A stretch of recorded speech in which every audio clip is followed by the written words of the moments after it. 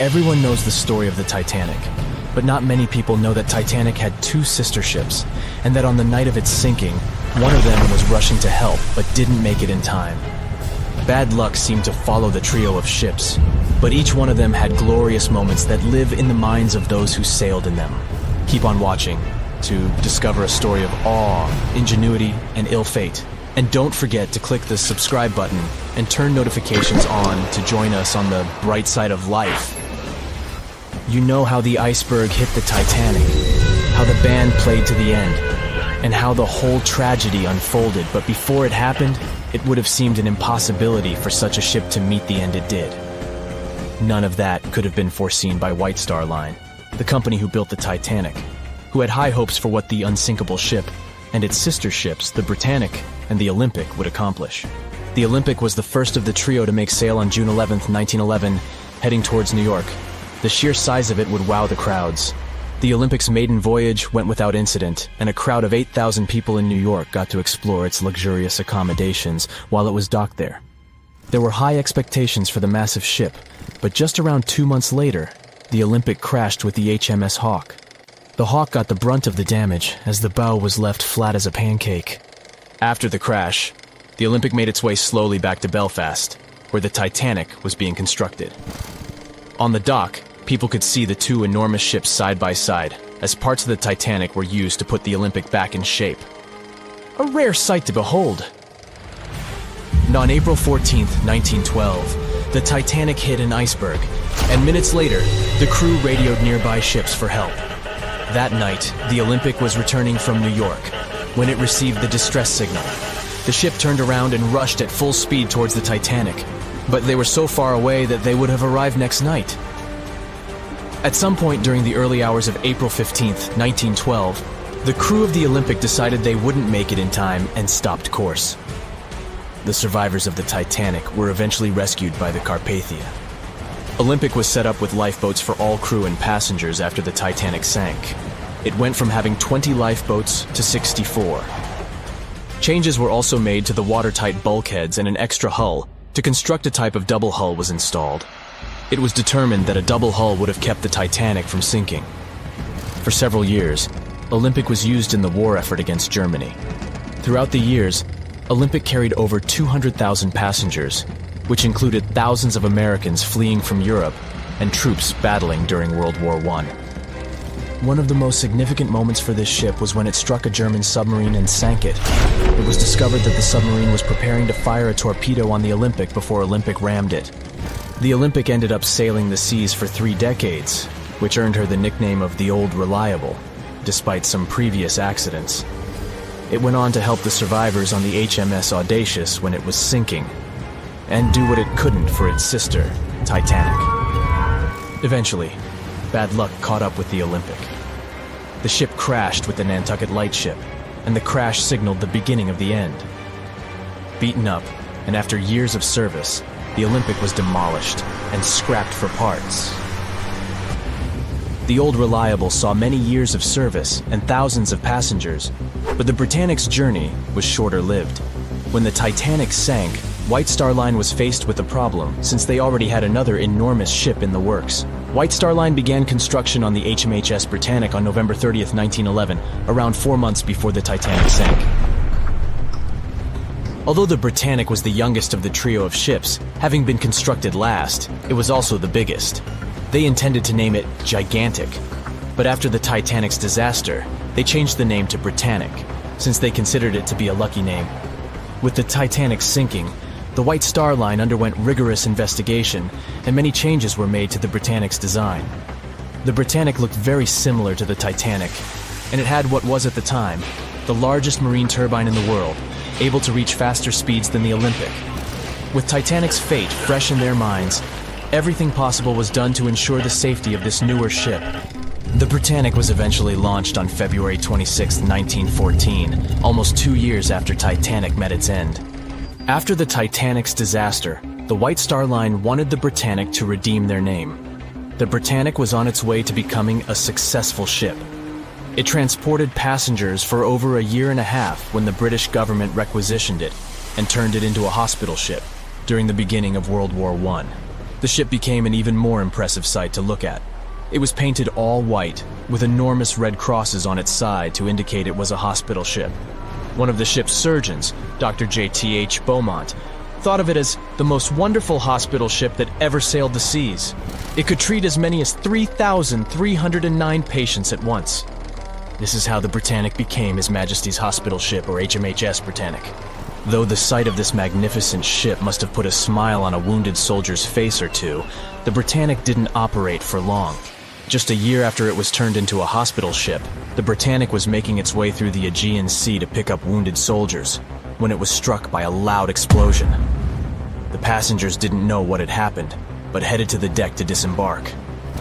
It is unclear what hit the Britannic, but the general consensus is that it was struck by a mine left by a German U-boat, though some still believe a torpedo hit it.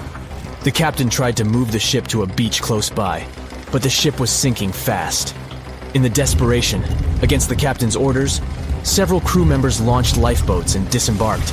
But since the ship was moving and the propellers working, the lifeboats were sucked and destroyed by the propellers. Though so much effort had gone in to ensure the Britannic was safer than the Titanic, whatever explosion occurred left the Britannic in the same dire condition as the Titanic in just 10 minutes. In a cruel twist of fate, it also sank in the ocean.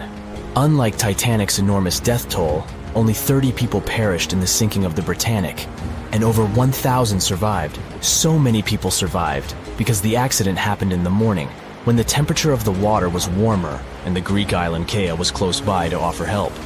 In the end, the Britannic only sailed the seas for over 2.5 years. The bad luck that followed the Titanic and the Britannic and the accidents and demise of the Olympic was remarkable. But what was most impressive is that there was a woman who sailed on all 3 ships and survived. Violet Jessup was a crew member and nurse aboard the ships. She was there when the Olympic collided with the HMS Hawk in 1911 and disembarked safely. 2 years later, she escaped the sinking of the Titanic in lifeboat number 16, and she showed some women it was safe to board the lifeboats. You'd imagine that would be enough to keep her from ever getting on a boat again, but not for her. A few years later, she served as a nurse in the Britannic while it was used as a hospital ship. When the explosion occurred, Violet jumped overboard, was pulled under by the water, and hit her head on the keel but survived. Can you imagine her experience? She must have had nerves of steel. All in all, the trio of ships saw journeys of triumph and tragedy. Ill fate might have followed them, but all the survivors were left with incredible stories to tell. So tell us, Brightsiders, would you have liked to have seen any of these ships in real life? Let us know in the comments section. Don't forget to give this video a like, share it with your friends, and click subscribe to stay on the bright side. "I'll never let go, Jack. I'll never let go," said Rose. Then she did let go, and the whole movie theater burst into tears. It happened when Titanic came out in 1997. Alright, who am I kidding? It's really hard not to cry when you watch this scene for the 10th, 20th, and 50th time almost 30 years later. But did this great love story happen in real life? Or did James Cameron just invent it for some good drama? As much as I don't want to disappoint you, Jack and Rose never fell in love on board the real Titanic. There was a real Jay Dawson on the luxurious ocean liner, but he was a crew member, and his full name was Joseph.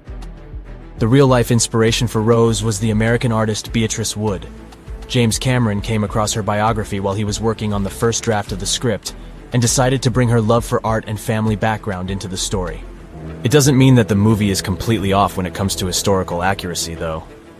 The unsinkable ship that sank departed from Southampton, England to New York, and was 400 miles south of Newfoundland on April 14th when crew members noticed the iceberg.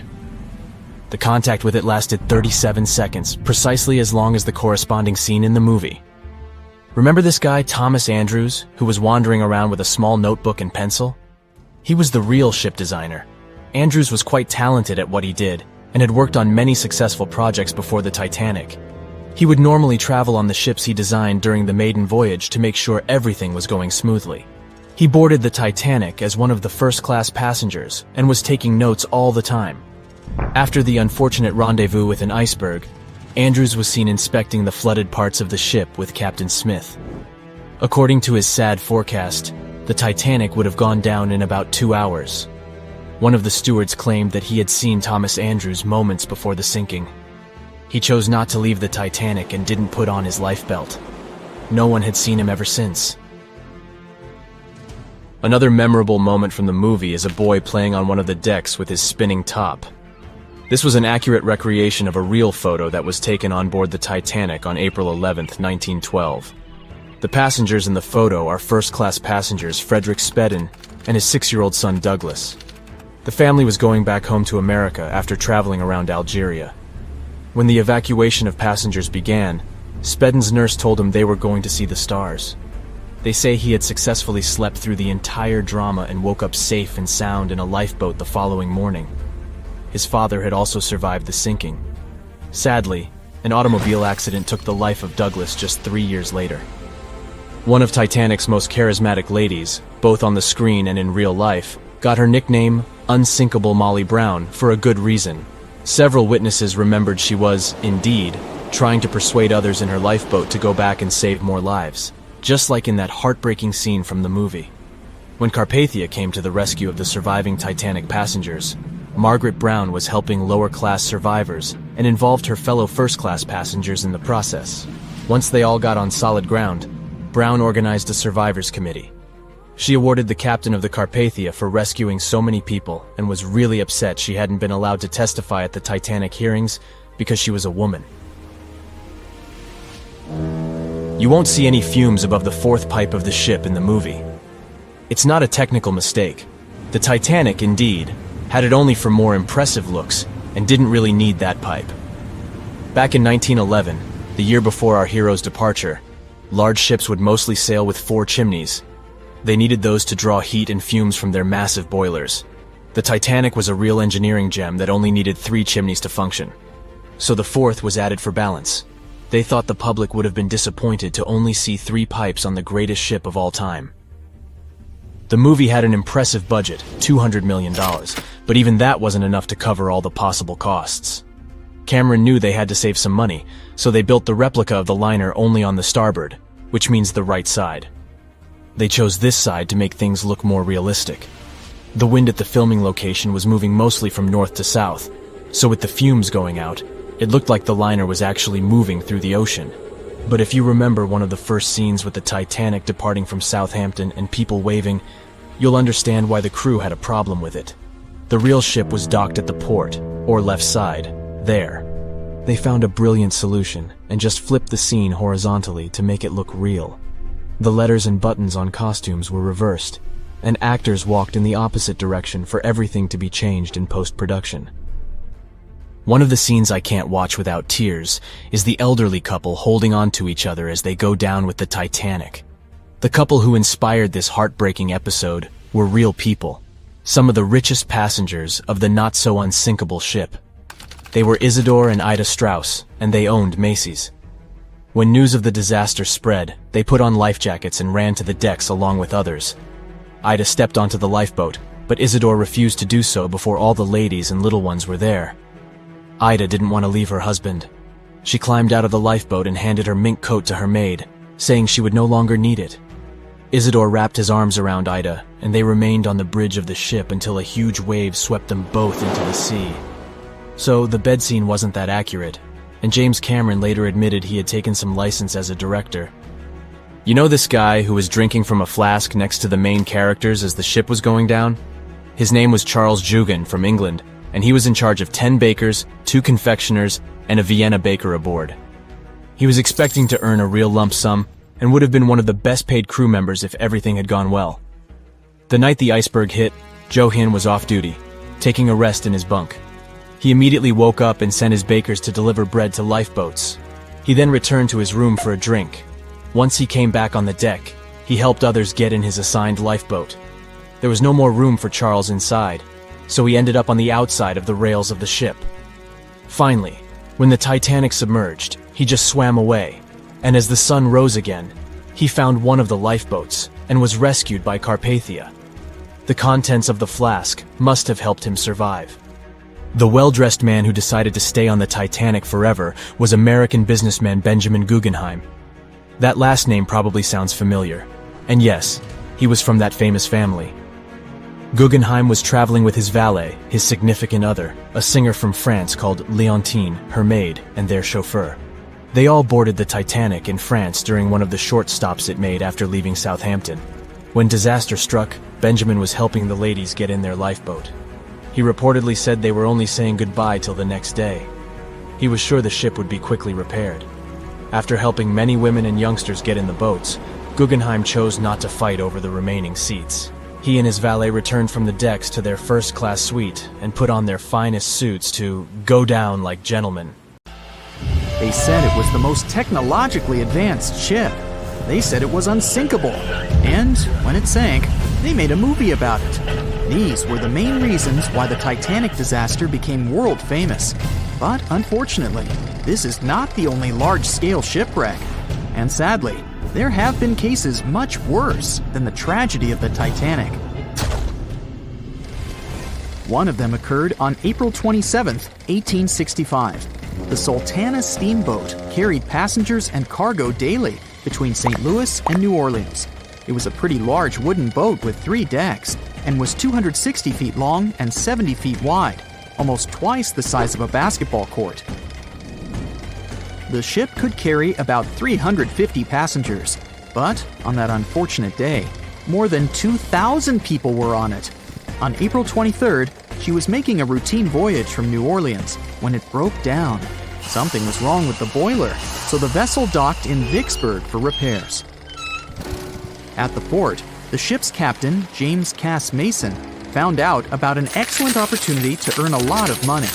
All he needed to do was to transfer a large group of former prisoners to the north. The captain agreed to do it, but the problem was that the boiler required a lot of time to repair. Mason was afraid that his competitors would take the job, so he decided to sail despite the malfunction the ship had. He patched up the holes in the boiler instead of a big repair and invited all the ex-prisoners on board. So, there was a broken boiler, an excess number of passengers, a lack of lifeboats, and not the best river conditions. Also, the captain refused to send the ex-prisoners to the hold, so they were all with ordinary passengers. There were strong chances for a shipwreck, but the greedy desire to earn more money was stronger. The Sultana went on a voyage and sailed up the river for 2 days. At this time, one of the biggest Mississippi floods in history began. The river overflowed its shores because of the flood, with the water level rising several feet. All the trees on the shore disappeared, and only the tops were sticking out of the water. The ship sailed opposite this powerful current, making the boiler work too hard. On the evening of April 26th, the Sultana arrived in Memphis, Tennessee, and they loaded even more, 120 tons of sugar and 200 passengers. She got incredibly heavy. Around midnight, the ship continued its dangerous journey. The captain sailed to barges to load a shipment of coal. At 1 a.m., the vessel left the barge. At 2 a.m., the broken boiler, unable to withstand the load, suddenly exploded. The Sultana was just 7 miles north of Memphis. Few people survived that day. The problem was that passengers trying to escape from the fire jumped into a cold river with a strong current. The Sultana disaster is considered the most tragic shipwreck in the history of the United States. The exact number of those who didn't survive is still unknown. According to various sources, this number was from 961 to 1,800 people. Don't be surprised that almost no one knows this story. There were many more survivors in the Titanic tragedy, and everybody heard about it. But the Sultana sank during one high-profile event. 12 days before the shipwreck, the country lost Abraham Lincoln. People hadn't yet recovered from this news, so no one paid much attention to the tragedy of the Sultana. Many catastrophes happened quite recently by historical standards. One of them occurred in 2002. The ferry La Joola was a Senegalese vessel. The ferry sailed twice a week, mainly along the coast of Dakar, carrying passengers who traded mango and palm oil. It made daily voyages and never faced severe problems thanks to modern rescue equipment and good repair service. But one day, the ship's crew discovered a malfunction and sent the boat to port. For almost a year, the Joola was in a non-working condition, awaiting repairs. But it didn't get high-quality service. After poor maintenance, the ferry set off on its last voyage. On September 26, 2002, the Joola sailed between southern Senegal and Dakar, and at 11 p.m. headed toward Gambia, where a strong storm began. The wind raised high waves, but this wasn't critical for the large passenger ship unless the number of people on board didn't exceed the established norm. The Joola was supposed to carry about 500 passengers, but had many more people that day. Too many passengers, poor repairs, and a strong storm caused severe problems for the ship. But the main factor in the shipwreck was that La Joola was only built for sailing in coastal waters, but that day, it sailed far from the shore. Big waves started rocking the boat, and at some point, it just turned upside down. The ship's deck went underwater, and its lower part stuck above the surface like an iceberg. All the passengers sitting in cabins fell on the ceiling and lost their orientation in space. There were no holes or damage in the ship's hull, and water flooded the lower decks for a long time. The vessel stood in a twisted position for several hours. Then, the boat began to sink when the water seeped through the deck and hold. The ocean was warm, but no one came to save the passengers. People had to wait almost 4 days to be rescued. Unfortunately, only a few managed to survive. The Philippines is a very dangerous area for ships. This place consists of several thousand islands and a vast area with shallow water. Ships can run aground and damage the hull with reefs and pitfalls. On September 20th, 1987, one of the most terrible disasters in navigation history occurred there. A Philippine passenger ferry called Dona Paz left one of the islands and sailed toward Manila. The sun was shining, the ocean was calm, and the visibility was good. But for some reason, the crew members didn't notice how the tanker Vector was approaching them. The two ships collided at low speed. The collision wasn't strong, but the problem was that the Vector had tons of oil on board, and the Dona Paz crashed into the cargo hold where that oil was stored.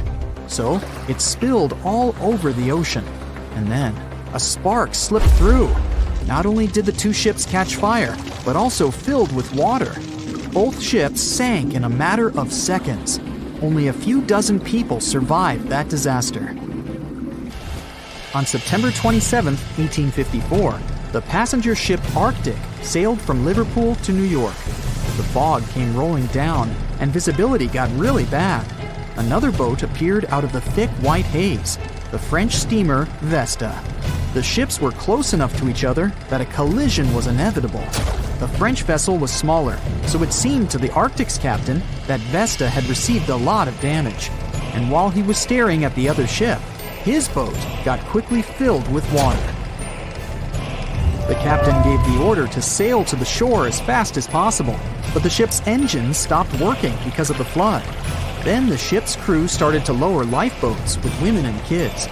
Still, when rescuers found lifeboats with people, it turned out that only 87 out of 400 people survived, 65 crew members and 22 passengers.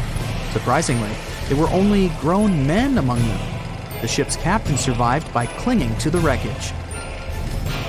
All newspapers wrote about this story as one of the most terrible and shameful tragedies in navigation history.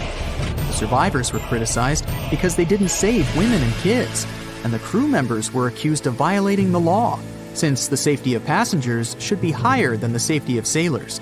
But despite this, none of them were brought to responsibility. Unfortunately, shipwrecks still occur to this day, but fortunately, there are fewer of them than before, thanks to modern navigation systems and radar.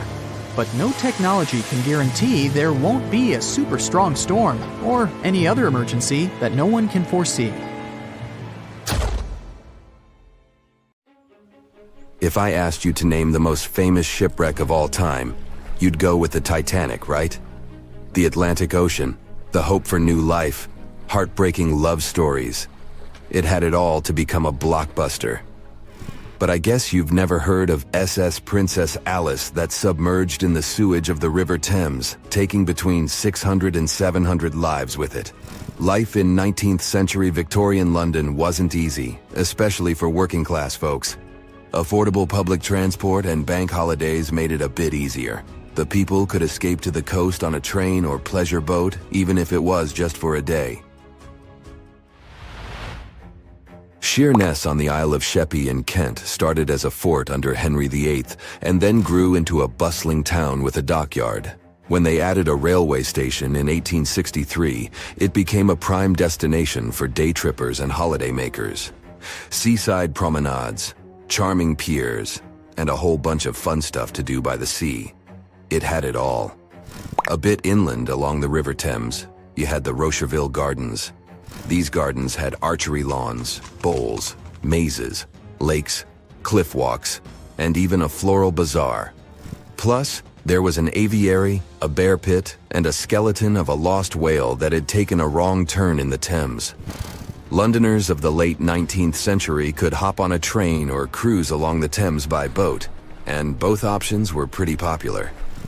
But on the 3rd of September, 1878, way more people than usual opted for the boat. They chose it over the railroad after a passenger train had collided with goods wagons in Kent, taking the lives of 5 people. The river felt like a safer way to go. One of the ships available for the trip was the SS Princess Alice.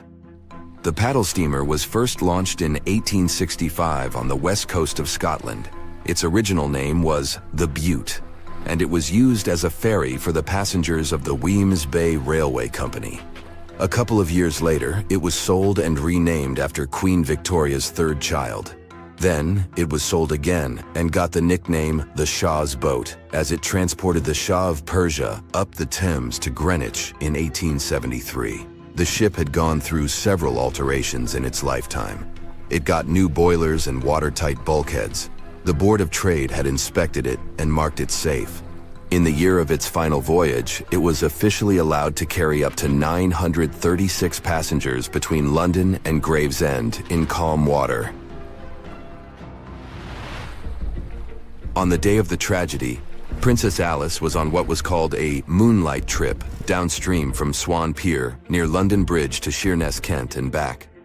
The trip wasn't expensive, so most of the passengers were from the working class. There was also a musical band aboard to keep the spirits up. The 3rd of September was a bright day, and many families were happy they could catch some final summer sun rays and enjoy fresh sea air.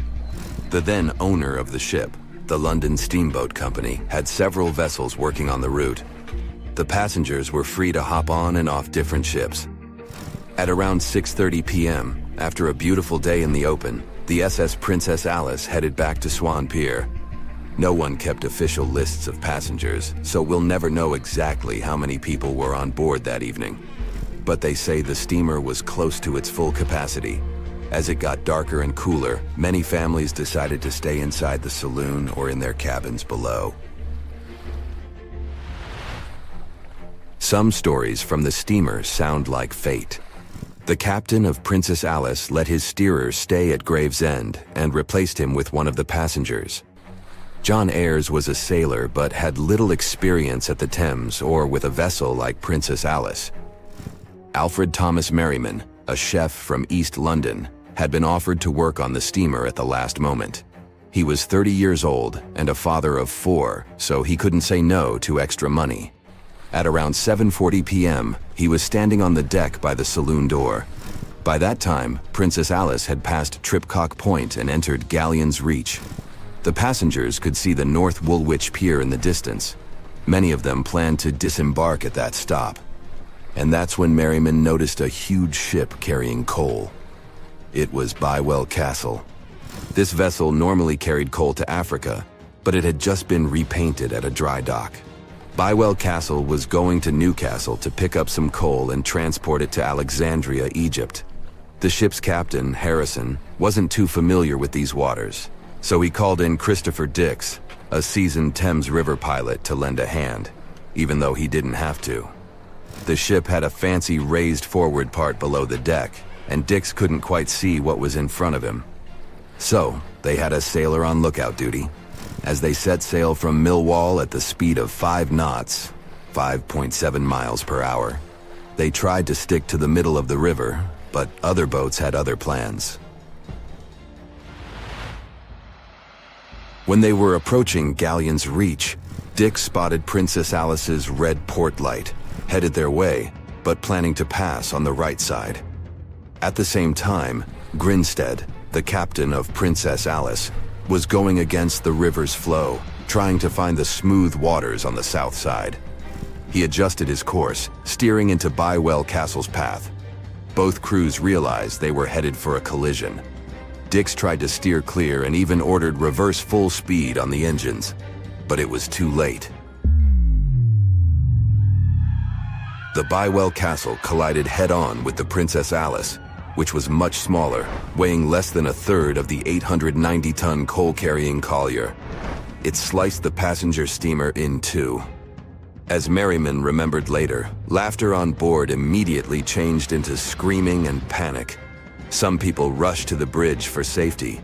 Merriman hurried to the captain, asking what to do next. The captain's response was grim. "We are sinking fast. Do your best." The ends of the steamer went high into the air, and the middle just sank, taking passengers with it. Those unfortunate ones who were below deck were tragically trapped. The impact caused tons of untreated sewage to gush from outlets near the collision site. The water became a frothy mess of unprocessed waste with a horrible odor. It was potent enough to make even the most resilient sailors retch. Amid the chaos, passengers struggled for life in the contaminated water. They inhaled lungfuls of hazardous waste without knowing. The crew aboard the Bywell Castle sprang into action. They dropped ropes from their deck, urging Princess Alice's passengers to climb aboard. Anything that could float, from planks to barrels, was tossed into the water to serve as flotation devices for those in need. Other members of their team launched a lifeboat, saving 14 people. Nearby boats, moored along the riverbanks, joined the mission, plucking survivors from the water. Many of Princess Alice's passengers didn't know how to swim, and it was even trickier for ladies wearing long, heavy dresses. Merriman was among the lucky ones who could swim. He first held on to a piece of wreckage, and then, when others got to it, swam away and caught onto a rope hanging over the side of the Bywell Castle. They managed to save around 130 people this way. Another survivor was Robert Haynes, who played in the Princess Alice band. He was fond of ships and had noticed the Bywell Castle a couple of minutes before the collision. He chose not to follow the rest of the band, who went downstairs for a break, and that saved his life. Princess Alice's sister ship, Duke of Teck, arrived 10 minutes too late to assist with the rescue efforts. Only 2 people who had been below deck or in the saloon managed to survive the collision. We still don't know the total count of lives taken on that day, but it's somewhere between 650 and 700. And what makes this story even more tragic is that it has been mostly forgotten.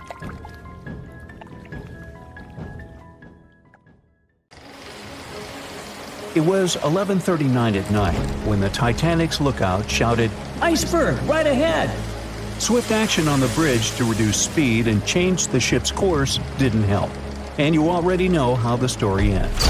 Since then, we've regarded what happened to Titanic as a once-in-a-lifetime event.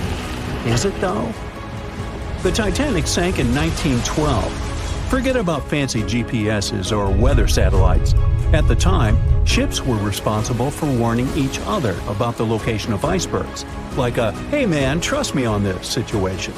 Then the Titanic disaster happened. To call it a disaster is an understatement, so specialists felt the need to form an organization to avoid this kind of accident happening again.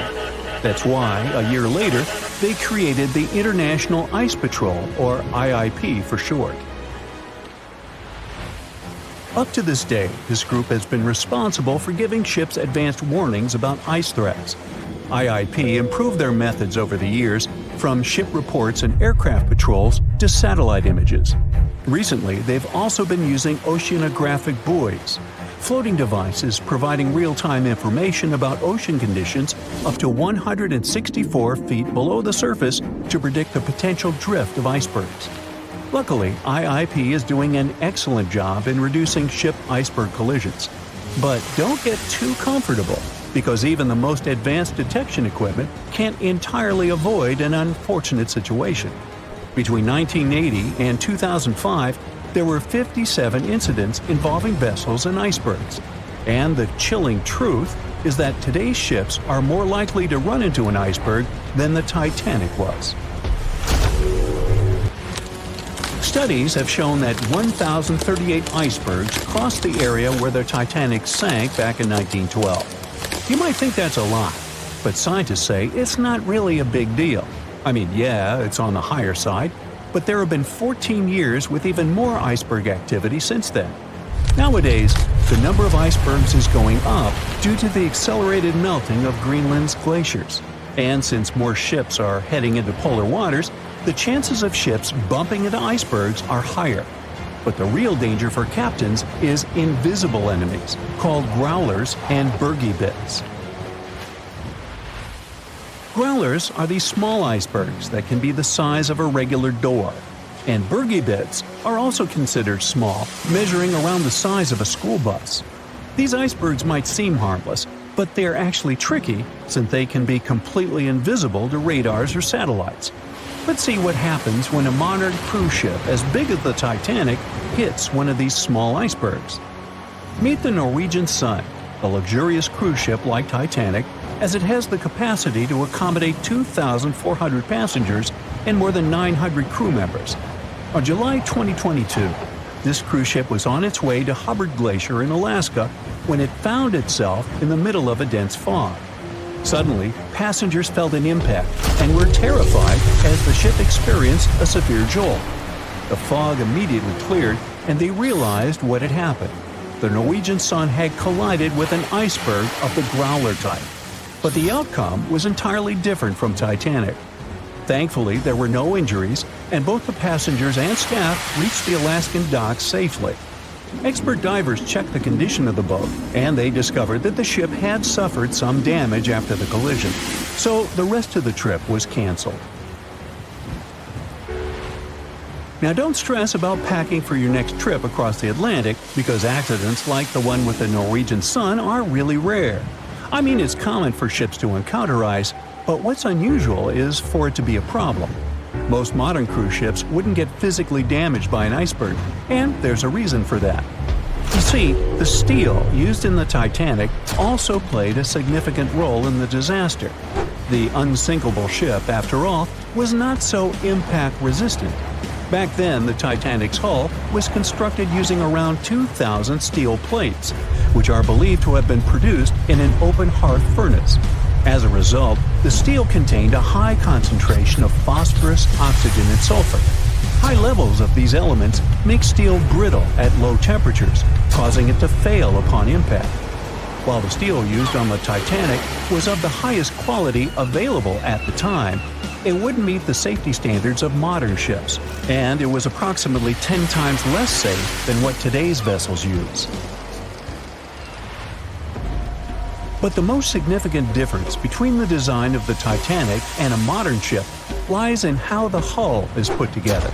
You see, the Titanic was built using over 3 million rivets for its hull and upper deck structure.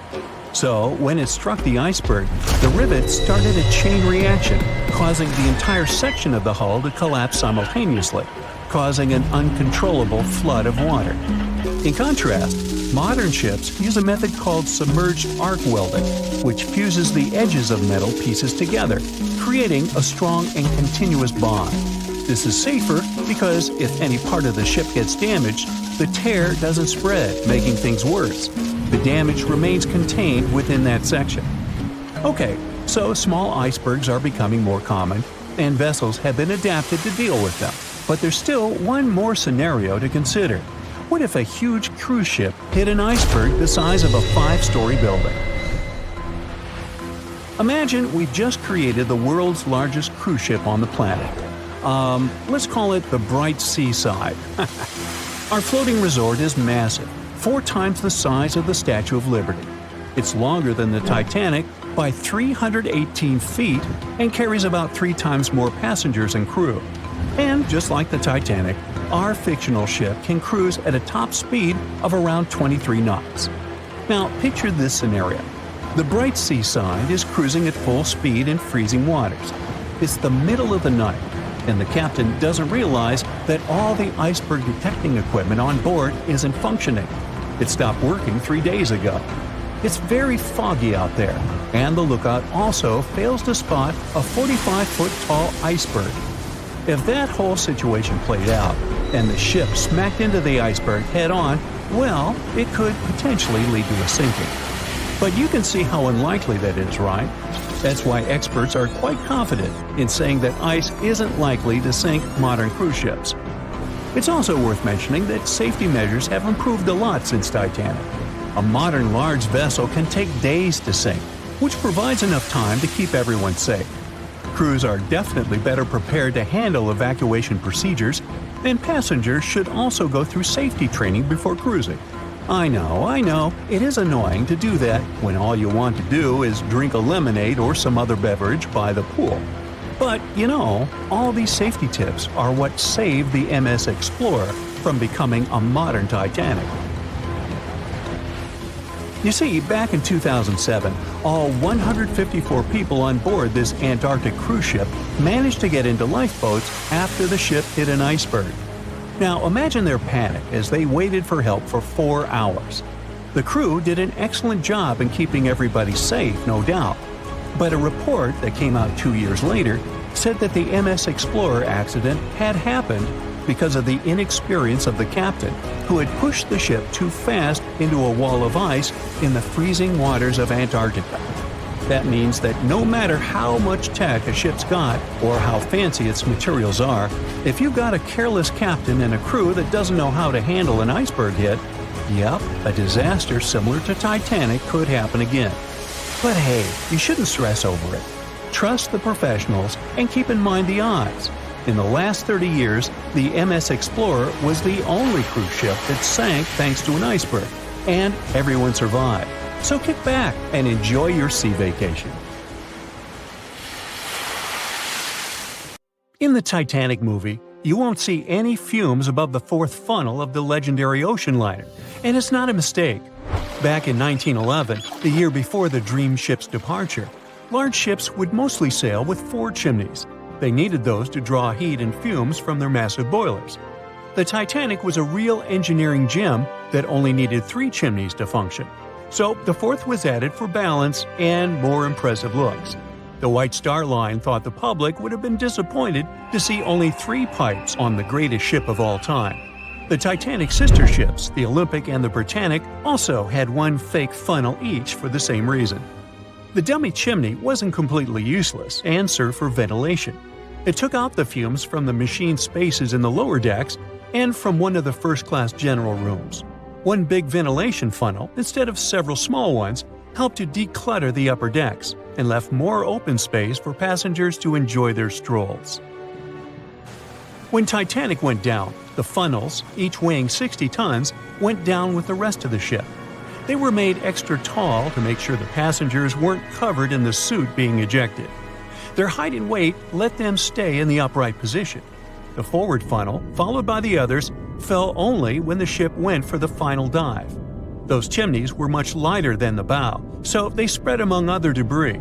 The light material they were made of flattened once it hit the bottom, and the iron-eating bacteria living deep down took care of it later. The bow of Titanic remained intact when it hit the seabed, but the stern was completely mangled. When the famous ocean liner hit that iceberg, things got really messy. It took the future movie star a whole 2 hours and 40 minutes to submerge completely. The collision let water flood 6 out of 16 watertight compartments. As the water gushed into the starboard side, the ship started to tilt down in the front and a bit to the right. By midnight, the damaged compartments were spilling water into others, and it was chaos because these compartments were only watertight horizontally. Soon enough, water started flooding through the anchor chain holes, and by 2 a.m., the bow was sinking, and the stern's propellers were lifted out of the water. The ship kept flooding until the moment the bow went underwater, and the stern shot up almost 45 degrees. The weight of those massive propellers stressed the ship's midsection. The steel just couldn't handle it and failed. Survivors described that moment as some loud noise, like breaking china or falling gear. That was the Titanic's upper structure giving in. By 12 past 2 a.m., the bow and stern were only connected by the inner bottom structure. Minutes later, the bow, weighing almost 16,000 tons, broke loose from the stern. The stern rose sharply to an almost vertical position and started sinking slowly. By 2:20, it disappeared underwater. The bow was cruising down at about 13 miles per hour and had hit the ocean floor almost a half an hour before the stern. The two parts of the Titanic now lie 2,000 feet apart, pointing in different directions. The bow remained mostly intact, just covered in mud. The stern turned into a tangled wreck because of the implosions it went through during the descent. The air trapped within the structure just couldn't handle the increasing pressure of the water deep down. Signal rockets played a big part in the Titanic's tragedy. When a ship goes down, you're supposed to shoot up red flares to signal trouble. But someone decided to stock Titanic with white lights instead of the usual red ones. So when the ship smacked into that iceberg, the crew fired off white flares. The SS Californian was passing nearby, and his captain knew the Titanic was in a dangerous iceberg zone. The crew didn't spot the sinking Titanic, but they sure saw those white rockets. The radio between the ships was useless because the Californian's operator switched it off. The captain had a gut feeling something was off, so he flashed a Morse code light signal at Titanic. But he received no reply because the Titanic had already gone underwater. There was another ship, Samson, sailing alongside the Titanic. It had plenty of illegally hunted frozen seal meat from Canadian waters abroad, so it was sailing with lights off to remain unnoticed. When they saw the Titanic's white rockets, they thought it was the Coast Guard and zoomed away. Samson didn't have a radio, so they couldn't find out about the ongoing disaster. The crew got the news about Titanic only when they got to the coast of Iceland the following month. There have been many theories to explain the Titanic tragedy, and one of the recent ones says that there was a fire involved. An Irish journalist went full detective for decades, digging into the mystery, and stumbled upon a game-changer. He came across a photo album that had been hiding from the public for a century after the tragedy. In the pictures, taken at the Harland and Wolff shipyard in Belfast, Northern Ireland, just over a week before the liner sailed, you can clearly see a massive 30-foot black spot on the ship's hull. Maloney researched the photos and eyewitness testimony from the time and claimed that a fire spontaneously broke out inside of one of Titanic's enormous coal bunkers. It was raging for a whole 3 weeks and messed with the metal, critically weakening a crucial segment of the ship's hull. Back then, most ships had just one hull, so it was the only skin the Titanic had. That's why the Iceberg managed to punch a hole through the ship so easily. If it hadn't been for the fire, the Titanic might have shrugged off that iceberg collision. The company operating the liner knew about the fire, but they decided to conceal that fact. They didn't want any negative stories in the press as they faced some serious competition in transatlantic voyages. The Titanic was sold out, so they stocked up on coal and made it sail. The moon might have also played a role in the sinking. Our satellite heavily affects tides on the Earth. The closer it is to our planet, the stronger the tides are because of the increasing gravity of the moon. Back in 1912, the moon was so close it made several glaciers in Greenland break apart. Massive chunks of ice that broke off from the glaciers started floating south. The supermoon event came just 6 minutes after a spring tide. During new and full moons, the alignment of the moon, the Earth, and the Sun makes their combined gravity reach its peak. And the day before, our planet had come the closest to the Sun that year, which made the gravity even stronger. This mixture of events created perfect conditions for one of the most powerful tides in history. It created the perfect conditions for the icebergs breaking off from Greenland's glaciers to move freely. Opponents of this theory say that the difference in tidal force wasn't actually that big, and it couldn't have been the main cause of the sinking. The iceberg tore down the side of the ship, leaving a huge opening in the hull. It wasn't a continuous rip, and damage was caused in several places. Some experts believe the ship would have survived the iceberg if it had hit head-on. The Titanic had watertight compartments designed to prevent flooding in case of a collision. Only the first 3 or 4 of these compartments would have been flooded. This could have helped save a lot of lives. Supporters of this theory put the blame for the disaster on First Officer William Murdoch.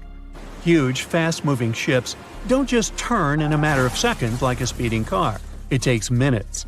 When Murdoch realized the collision was inevitable, he tried dodging left to avoid a direct hit. But despite his efforts, the ship still collided with the iceberg. You know the rest.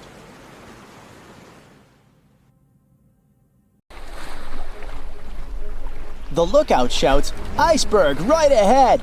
The Titanic strikes the ice. Water starts flooding in. Third-class passengers are locked up. There aren't enough lifeboats for everyone. Panic sets in. Violins are playing. The ship sinks. Well, we all know the story of the movie Titanic like the back of our hand by now. But what if I told you that Hollywood lied to us? To tell the real story of what happened that freezing night in 1912, we need to rewind a bit. The lookout shouts, "Iceberg right ahead!" Yep, that part was true. Just before 11:40 at night, Frederick Fleet noticed something darker than the sea directly ahead. As the ship got closer, he realized it was an iceberg. The engines were quickly reversed and the ship turned sharply. Instead of hitting it head-on, Titanic scraped along the side of the berg, sprinkling ice on the forward deck. If you remember, in the movie, Jack and Rose are having a romantic moment when they feel the ship shudder after hitting the iceberg. Everything shakes as if they were in the middle of a light earthquake. Some real-life passengers reported feeling something similar after the impact, but according to Titanic survivor Frank Prentice, it wasn't exactly like that. He said there was no impact as such, and it all felt more like slamming on your car brakes. The ship stopped, and that was that. Some people even slept right through the collision, confirming that there wasn't such an abrupt impact. Mr. Prentice, curious about what had happened, left his cabin and went out to the deck. When he got there, all he could see was a little ice on the surface, not the towering iceberg that Jack and Rose saw. But as we all know by now, the real damage happened below the waterline, where the iceberg had a jagged spur that slashed a 300-foot gash in Titanic's hull. Once the crew realized how severe the damage was, they immediately began sending distress calls to nearby ships, asking for help. At some point in the movie, the radio operator goes to the captain and says there is only one ship nearby, the RMS Carpathia, which later ends up rescuing many passengers. But in real life, there were more ships around. It's believed that the SS Californian was only about 23 miles away. This ship might have actually seen the Titanic sinking, or at the very least, seen its rockets exploding high in the sky. Yet, for reasons we will never fully understand, they didn't try to help. Let's get back to the story. Now, people need to get off the ship. At 12:45, lifeboat number 7 was the first to be lowered, just like in the movie. Women and children were told to go first. But in reality, some women were hesitant and even refused to get into the lifeboats. Mr. Prentice said this happened mainly for 2 reasons. First, these lifeboats were high and passengers were terrified of the 70-foot drop from the deck to the ocean below. And second, most women didn't believe the Titanic would actually sink. It was called unsinkable after all. So the idea of getting into a lifeboat seemed pointless at the time. This mindset probably explains why Eloise Smith, a first-class passenger, recalled that there was no panic or chaos at first. Other survivors backed this up, saying that no women or kids were crying. But one thing that was indeed concerning, at least for the crew, was the possibility that the lifeboats might buckle under too much weight. This is one of the theories why the first few lifeboats left carrying only a fraction of their full capacity. Like lifeboat number 7, which only carried 27 people in it, even though it could hold up to 65. In total, Titanic had 20 lifeboats, which could carry about half of the 2,200 people on board that night. But that didn't happen. And now we know the passengers had no idea there weren't enough for everyone. As women were calmly getting into the first lifeboats, musicians headed up to the deck. Their only goal was to play and keep the passengers calm. That's a pretty well-known fact. But the real story is that some survivors said they never saw or heard the band. No violinists whatsoever. It's not like Hollywood misled you though. The musicians did play for over 2 hours after the ship had hit the iceberg. So maybe these passengers were just too panicked to notice the songs, or the musicians started playing later than we think. Now it's time to talk about the terrible treatment that third-class passengers received. The movie portrayed the crew as cruel, locking the less fortunate below deck like animals, giving them no chance to reach the lifeboats and save their lives. But the official inquiry into the disaster suggested that wasn't true. I mean, yes, fewer third-class passengers survived compared to those in first and second class, but there were other factors at play. Many third-class passengers were reluctant to leave the ship, clinging to their belongings, and had a harder time making their way up from the cabins, which were at extreme ends of the ship. Some survivors confirmed that they were not locked up. In fact, it was quite the opposite. Mrs. George Wabi, a Lebanese woman traveling in third class, said that when chaos had erupted, some brave crew members and well-dressed first-class passengers had actually helped her get up to the first-class deck and eventually onto a lifeboat. At first, the Titanic was sinking slowly, bit by bit. Passengers reported seeing the water rising and hearing pops and cracks. Then, there was a loud boom. Some said there had been just one explosion, while others described it as a series of smaller explosions, which they'd thought had been the bulkheads giving way. And there's also a group of people who said they had only heard a rumbling sound. So not everyone agreed on the sound they had heard, but one thing is a fact. By 2:18 in the morning, the lights on Titanic went out, and the ship plunged into complete darkness. As the bow continued sinking, the stern rose out of the water, putting immense pressure on the middle of the ship. This caused the Titanic to break in two. In James Cameron's movie, this moment is pretty dramatic, with the ship sinking almost straight down into the water. But in reality, the break probably happened at a much lower angle, likely just below the waterline. Even so, it tilted enough that people couldn't stay on their feet and started sliding into the water. One interesting thing is that it wasn't until the wreckage was found in 1985 that it was finally confirmed the Titanic had broken apart. Up until then, survivors had given conflicting stories. At least 8 survivors claimed they had seen the ship split.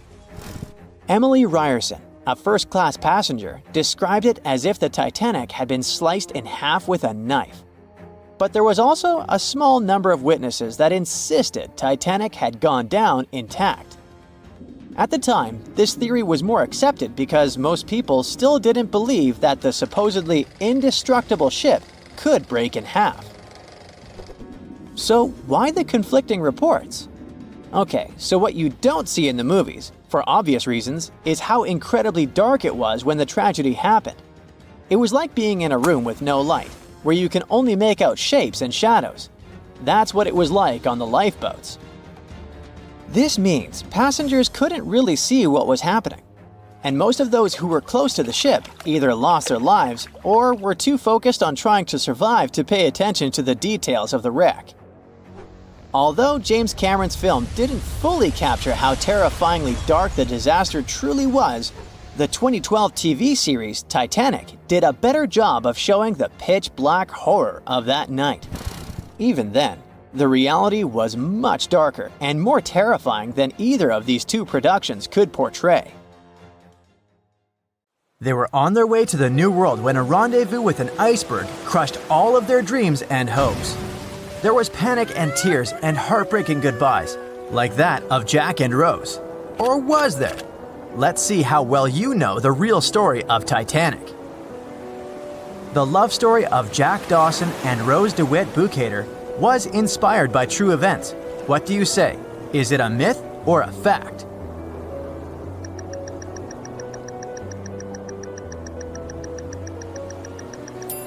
The most emotional Titanic love story was actually all made up by the screenwriter and director of the famous movie, James Cameron. Some passengers featured in the movie were real though, and by a mere coincidence, there was a J. Dawson on board. His name was Joseph, not Jack, and he worked as a coal trimmer. The most expensive object lost with the Titanic was a painting by Pablo Picasso. What's your take on this one?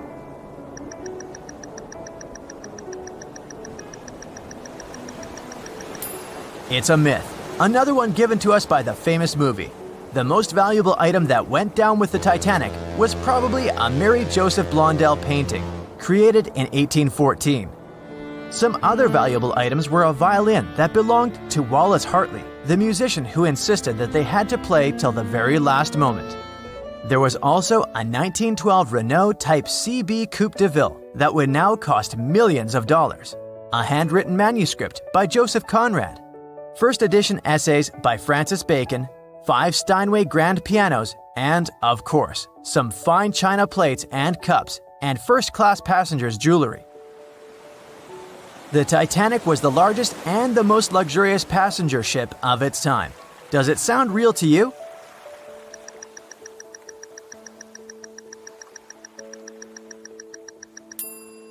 Yep, it's totally true.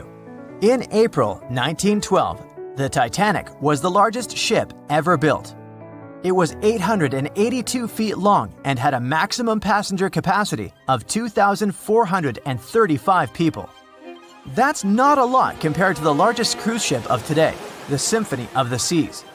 It's just a bit longer than the Titanic, but has more than double the passenger numbers. And yes, no other cruise liner has probably beaten the Titanic in terms of luxury to this day. It costs more than $200 million to build in today's money. The tickets were also quite expensive. Duh! First-class tickets ranged in price from $1,700 in today's money for a berth up to $50,000 for one of the 2 parlor suites. Second-class tickets were $700.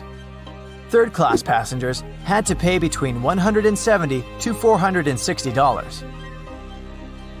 Most of the passengers of the unsinkable ship managed to survive. True or false?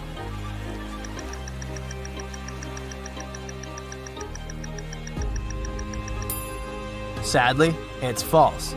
Only 37% of all the passengers actually survived the meeting with the Titanic.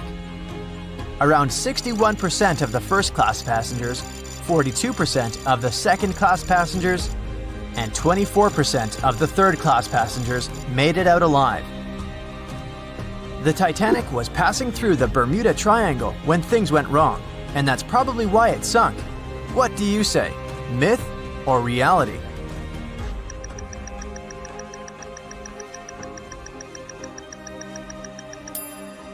It's 100% a myth. The Titanic never even came close to the Bermuda Triangle. The liner sank about 400 miles south of Newfoundland, which is a huge distance to the north of Bermuda, the infamous area where ships and planes disappear without a trace. We might have the moon to blame for the sinking of the Titanic. True or false?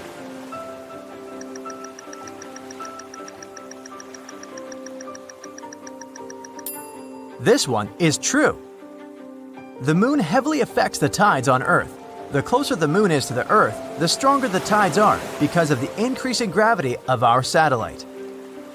Back in 1912, the moon was so close it made several glaciers in Greenland break apart. Massive chunks of ice that broke off from the glaciers started floating south.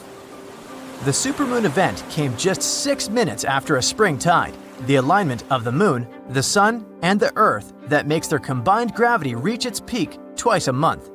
And the day before, our planet had come the closest to the sun that year, which made the gravity even stronger. This mixture of events created perfect conditions for one of the most powerful tides in history. Icebergs breaking off from Greenland's glaciers drift off to the coastal waters of Labrador and Newfoundland, where they often run aground. To move on, they need to either melt and become lighter, or catch a high tide that would carry them further. The 1912's tide was as high as it gets. So they shifted many shipping routes south because of the huge amount of icebergs. but not the Titanic, of course, as they believed it was unsinkable. It took 4 hours and 40 minutes for the Titanic to sink. What do you say?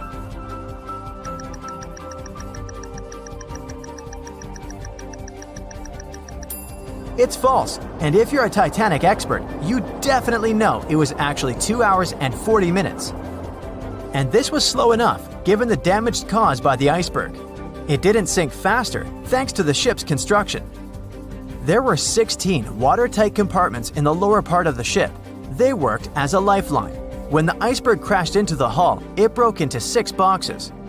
The Titanic could have stayed afloat only if 4 compartments had been damaged. Water filled the first 6 compartments within 1 hour. During this time, the ship tilted slightly to the right side. Then, water began to flood the 7th box when all 6 boxes were filled. And from that moment, the sinking rate was growing with every second. The ship's bow sank under the water, and then the stern filled up. One of the leading reasons for the Titanic tragedy was signal rockets. True or false? What's your take on it?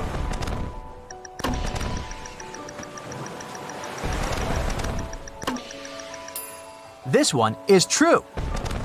When any ship sinks, the crew members must release red flares. It's a signal to all nearby ships that someone is in trouble. But for an unknown reason, someone put white lights in the Titanic's rocket box. When the ship crashed into an iceberg, the crew members released white flares. Another ship, SS Californian, was nearby at the time. Its captain knew the Titanic was going through a dangerous iceberg area. The crew of this ship didn't see the Titanic in the dark, but they noticed white rockets. Radio communication between the vessels didn't work. The SS Californian operator turned off the receiver. The Californian captain felt that something was wrong, so he sent a Morse lamp signal to the Titanic. But it was too late. The ship was already underwater, so no one could respond. Another ship, Samson, was sailing alongside the Titanic. It drifted with lights off since it was catching seals, and that's not legal. When the captain saw the Titanic's white rockets, he thought it was the Coast Guard. So Samson sailed away as fast as they could. They realized they had abandoned the drowning passengers once they made it to Iceland and learned the horrible news. In 1996, one expedition managed to raise the Titanic from the ocean floor. Do you believe it?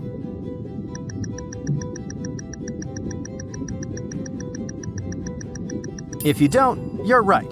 There were different ideas on how to raise the Titanic, from doing it with compressed air to putting it in wire mesh and covering it with liquid nitrogen, or using giant magnets. The only real attempt to raise the Titanic was made in 1996, and it failed dramatically. The expedition's goal was to lift a part of its hull, weighing about 21 tons. It would still have been the largest piece to see the sunlight again, if the operation had succeeded, that is. They lowered 4 large bags filled with diesel fuel to the bottom of the ocean and attached them to the hull plate. Then, the fuel bags were released and they started lifting the pieces on their own. The plate was about 200 feet below the surface when the weather got rough. The expedition members decided to tow the part to calmer waters around 80 miles away. Long before they reached the towing destination, half of the plate broke off and sank to the bottom again. 2 of the lifting bags seemed to have broken loose, and the hull went down. The Titanic will most likely crumble to dust halfway up if someone tries lifting it again. So, how many correct answers do you have? Let me know in the comments below. A beam of electric light pierces the darkness over the calm waters of the Atlantic Ocean. The Titanic is quietly making its way through the waves, its passengers asleep, when suddenly a monstrous white shape is caught in the light beam. The fateful iceberg is about to rend the side of the legendary ship.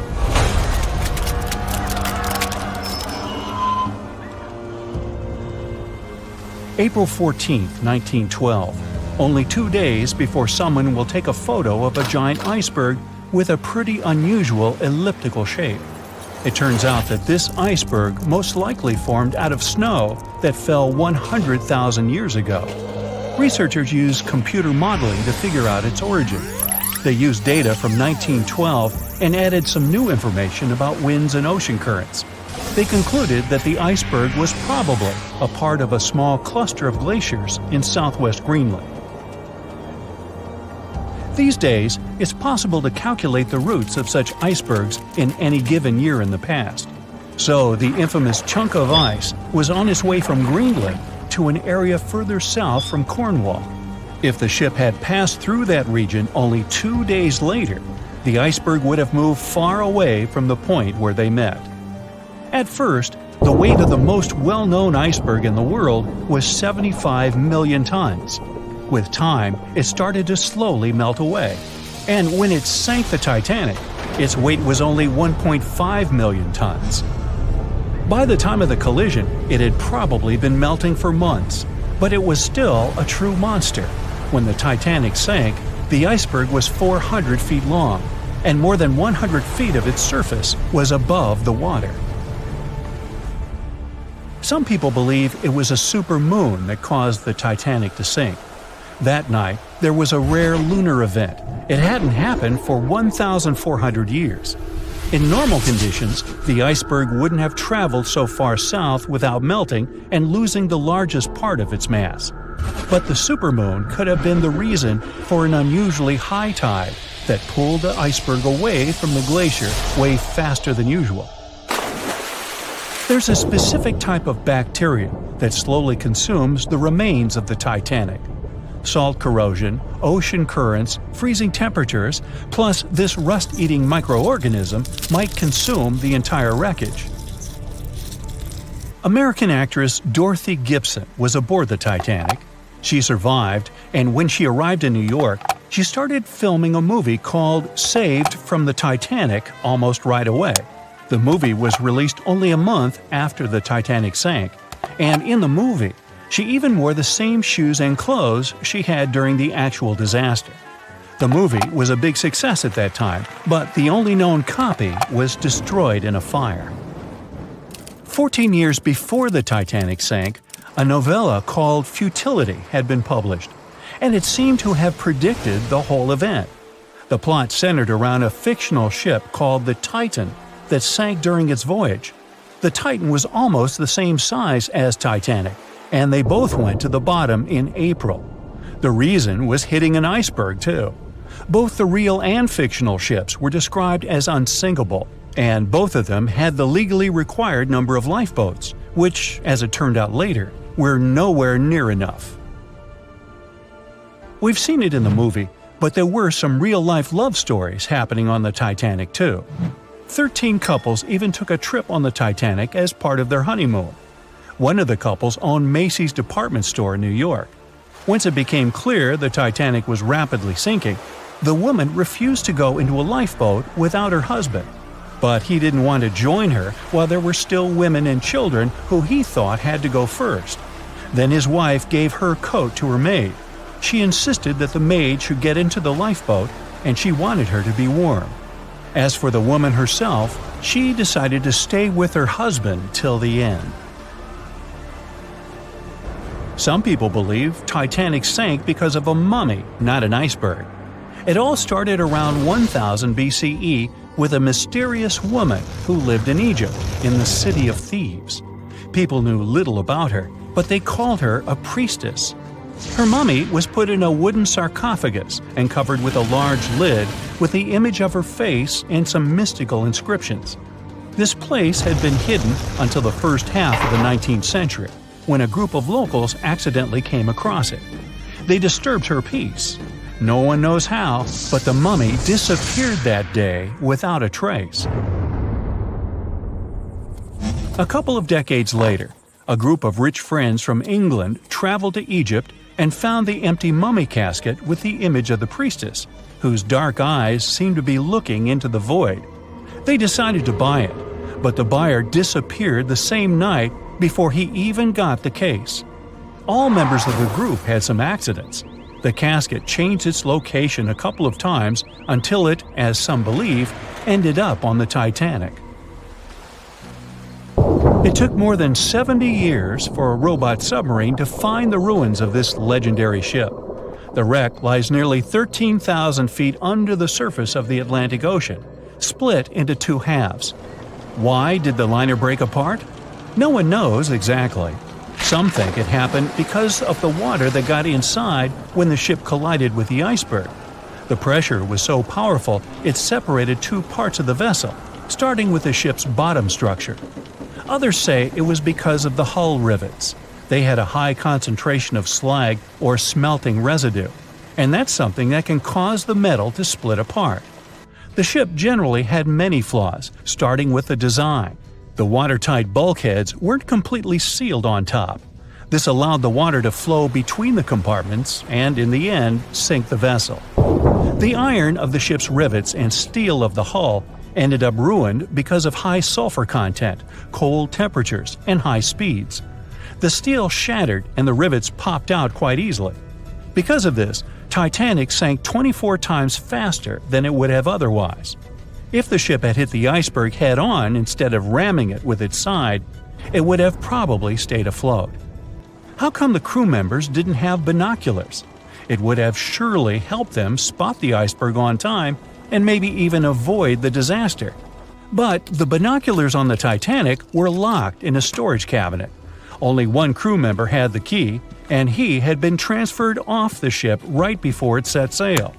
He later said he hadn't remembered to hand over the key. But even without the binoculars, the ship might have had some time to change course and avoid the collision if the crew had gotten some warning. But that's the thing, someone did warn them. About an hour before the incident, a ship that was relatively close to Titanic, the SS Californian, sent a message to inform them it had stopped because of dense ice field. But the warning never got to the Titanic's captain. Some experts say it was because the radio operator didn't think it was that urgent. And later, the SS Californian said they didn't get a call for help from the Titanic because their radio operator was off duty. Some say the crew on the Titanic couldn't spot the iceberg on time because of an optical illusion. Atmospheric conditions that night probably caused super refraction, which could have camouflaged the berg. After all, no one actually saw the iceberg until it was too close to the ship to somehow avoid the crash. Not even a whole minute passed between the moment they saw the iceberg and the collision. It was only 37 seconds, and it took Titanic 2 hours and 40 minutes to disappear below the ocean's waves.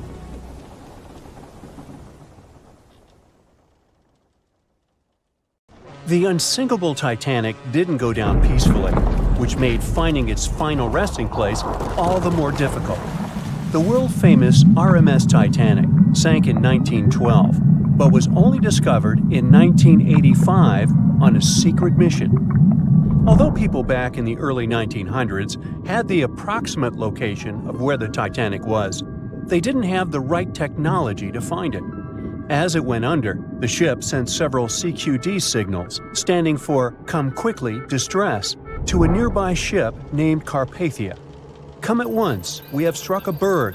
It's a CQD, old man, were some of the final words transmitted from the Marconi wireless on the ship. These Morse code messages were also what made the first research missions to the wreck possible. RMS Carpathia found the lifeboats filled with Titanic survivors, but the world also desperately wanted to see what became of the famous liner. Fast forward to 1953. That's when the first serious attempt to find the Titanic wreck happened. A man named Risdon Beasley tried using a loud eruptive device to locate the ship. It sounds weird, but there's science to back it up. When dynamite goes off, the waves from the detonation hit the bottom of the ocean floor. With the help of sonars, scientists would be able to locate if there was anything solid at the bottom of the ocean. But Beasley had no luck. Another 20 years would pass before oceanographer Robert Ballard would make his attempt to locate the Titanic. Ballard had a bit more luck than Beasley. Over the previous years, underwater technology had gotten more funding and so worked much better. He tried it the first time in 1977. Ballard partnered with the Woods Hole Oceanographic Institution on a mission to map the ocean floor. While the Institute hired him to test out their new mapping technology, Ballard's intention was to go a little further and find the Titanic wreck.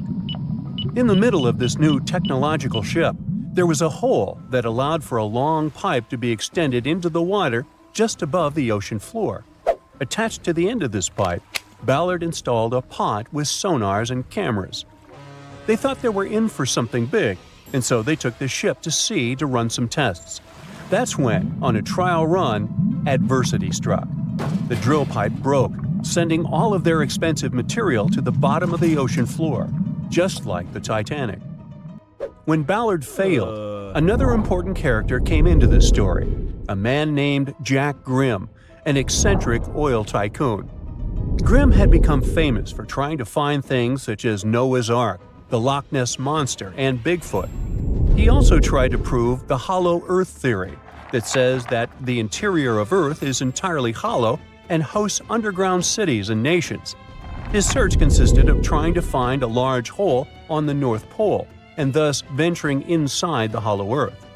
After his attempts failed, he set his eyes on the jewel liner that had sunk, the RMS Titanic. Grimm had the money, but he didn't have the know-how.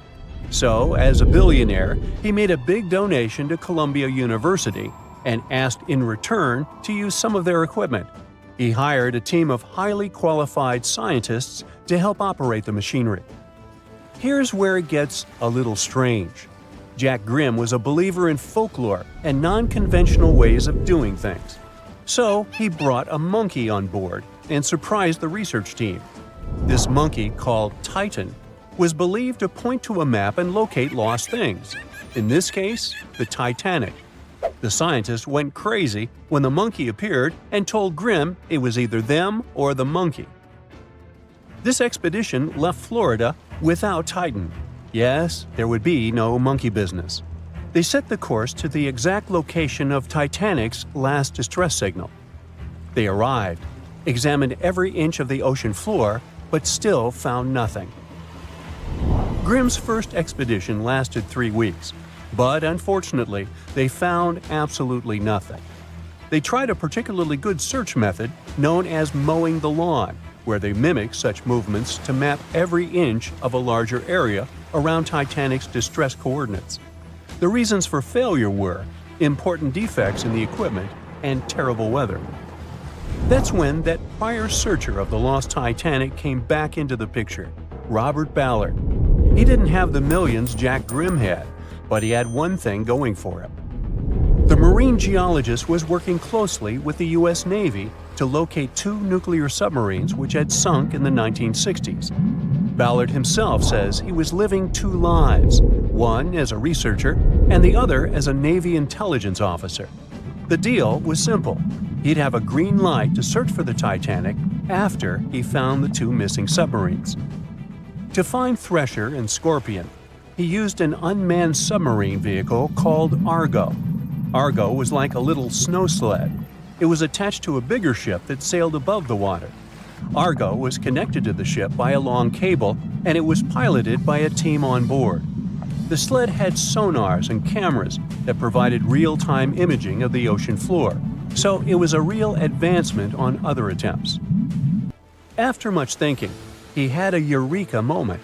He supposed the force of the wreck should have left a comet trail that led back to the ship. While searching for the Titanic, most people had tried to find the ship itself. But until then, it had been trying to find a needle in a haystack. That's why Ballard's logic was so brilliant. He needed to invert the order. He had another obstacle on his hands: time. He could only look for the ship after finding the lost subs. And by the time that happened, he had 12 days left. He teamed up with another scientist, and they applied the mowing the lawn method to map the ocean bed. Another important piece of information that most researchers left out was that there was a sea current moving south on the day of the disaster. This meant that the debris field should be south of the distress signal coordinates. To save time and resources, he would do a quick reconnaissance of the ocean floor, spacing lines more than 3 miles apart to look for debris fields. He also relied more on the camera visuals than on the sonar signals. His team took turns piloting Argo and watching the video. Days rolled by, with nothing but the empty ocean floor showing up. Until the rocks they were used to seeing started to look like man-made debris. Suddenly, there it was, the Titanic's boiler. Ballard was right. The debris field would take them back to the ship. After 73 years of searching, they had finally found the Titanic wreck.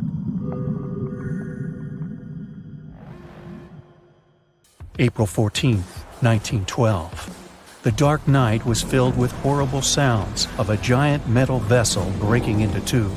The largest ship of that time collided with an iceberg that was on its way. The Titanic, one of the biggest stories of the 20th century that people still talk about. The starboard side of the giant vessel brushed up against the iceberg. It was 11:40 p.m. when things started going wrong. This iceberg caused enough damage for at least 5 watertight compartments in the hull to start filling with water.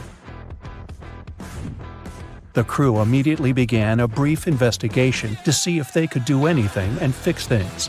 They had no one to rely on, all alone in the darkness of the cold night, far away from the land. The North Atlantic Ocean, around 400 miles south of Newfoundland, Canada. They needed time to figure out how to bring people to safety. They had some time, true, but not enough. If you watched the movie, you know the ship didn't plunge immediately after the icy doom had happened. The whole process lasted a good 2 hours and 40 minutes. But the situation was hard. There were 2,200 people to take care of, including crew and passengers, and things happening on the ship were chaotic. The chief designer, Thomas Andrews, soon realized they wouldn't be able to stay afloat. By midnight, the entire crew had begun preparing the lifeboats for launch. They had 20 boats with space for only 1,178 people, which was just a bit more than 50% of the people on board. The order was to get women and children to safety first. Crewmen were there to row and guide the boats. The scene over the next 2 hours gradually started escalating. The crew members had a task to wake up passengers and warn them something bad was happening. They wanted to place them into a fleet of lifeboats as soon as possible. At 12:15 a.m., some crew members sent out a distress signal. A steamship called Frankfurt was among the first ones that received the message and responded, but they were about 170 nautical miles away. Some other ships also got the message and offered their assistance, but sadly, they were too far away as well. At 12:20 a.m., the Cunard liner Carpathia got a distress signal from the Titanic and changed its course right away. They were 58 miles away at the time, and it would take them more than 3 hours to get there. 20 minutes later, the crew was lowering the first lifeboat. It was carrying only 27 passengers, although it had room for 65. Many of the lifeboats that were launched first were well below capacity. Crew members were worried, thinking the Davids wouldn't be able to hold a fully loaded lifeboat. And in the beginning, many passengers were just too afraid to leave the ship. They still thought Titanic was unsinkable and couldn't imagine the scenario that was going to happen 1 to 2 hours later. The crew was firing the first of 8 distress rockets. Unsuccessful. No one was close enough to help. By 1:20 a.m., they lowered 10 lifeboats. Number 8 had only 28 people in it. One of the passengers on the number 10 was 9-week-old Millvina Dean. She would later become the last survivor who lived until 2009 and turned 97. It was 2 a.m. already. 3 of the collapsible boats were the only lifeboats that remained on the ship. The bow of the vessel had sunk low and had tipped far under the surface. People around it could now clearly see stern propellers above the water. Crew members were lowering collapsible lifeboat D from the roof of the officers' quarters with over 20 passengers in it. As the ship's bow went under, the water was washing collapsible A from the deck. Those 20 people were struggling because their boat was partly filled with water. As crew members were trying to release Collapsible B, it fell. Before they righted it, the water swept it off the ship. 30 passengers still managed to find safety on the overturned lifeboat. At 2:17 a.m., the ship's wireless operator decided to transmit one last distress call. A minute later, the light on the ship finally went out. Titanic and all left on board plunged into darkness. The bow continued to sink, and the stern was rising higher above the surface, which placed great strain on the midsection. Horrible sounds were filling the night. Titanic, this massive, legendary ship so many people placed their hopes in and were excited about, broke into two between the third and fourth funnels. Reports would speculate it took about 6 minutes for the bow section to reach the ocean bottom. The stern settled back in the water before it rose again into a vertical position. It remained in this situation until it finally disappeared into the ocean. At 2:20 a.m., the stern apparently retained air inside, and water pressure crushed it as it went down. The stern landed about 2,000 feet away from the bow. People consider the Titanic the fastest ship in the world. They thought it was unsinkable because 4 of its compartments could be flooded, and that still wouldn't cause a critical loss of buoyancy. Its life was problematic since its beginning. While the ship was leaving port, it moved within a couple of feet of the steamer New York. It managed to safely pass by, which was a huge relief for all those worried passengers massed on the ship's decks. Titanic sailed off on the 10th of April. Its first journey was across the highly competitive Atlantic route. On the launch day, the Titanic became the biggest movable object in the history of humankind. 882 feet long, 92 feet wide. Not that big if you compare it with today's ships. The biggest cruise ship in the world today is Royal Caribbean's Symphony of the Seas, which is roughly 5 times the size of Titanic. If you put that ship in a vertical position, it would be nearly as tall as the Empire State Building, which is 1,250 feet without antennas. But Titanic was a huge attraction back in its time. At one moment of their journey, they stopped in France, after which they made another stop in Ireland. Once the final passengers boarded, the massive ship set out at full speed for their final destination, New York City. 4 days after the beginning of its journey, Titanic failed to divert its course from a huge iceberg, the story we all know about. Only 700 people survived, and most of them were women and children.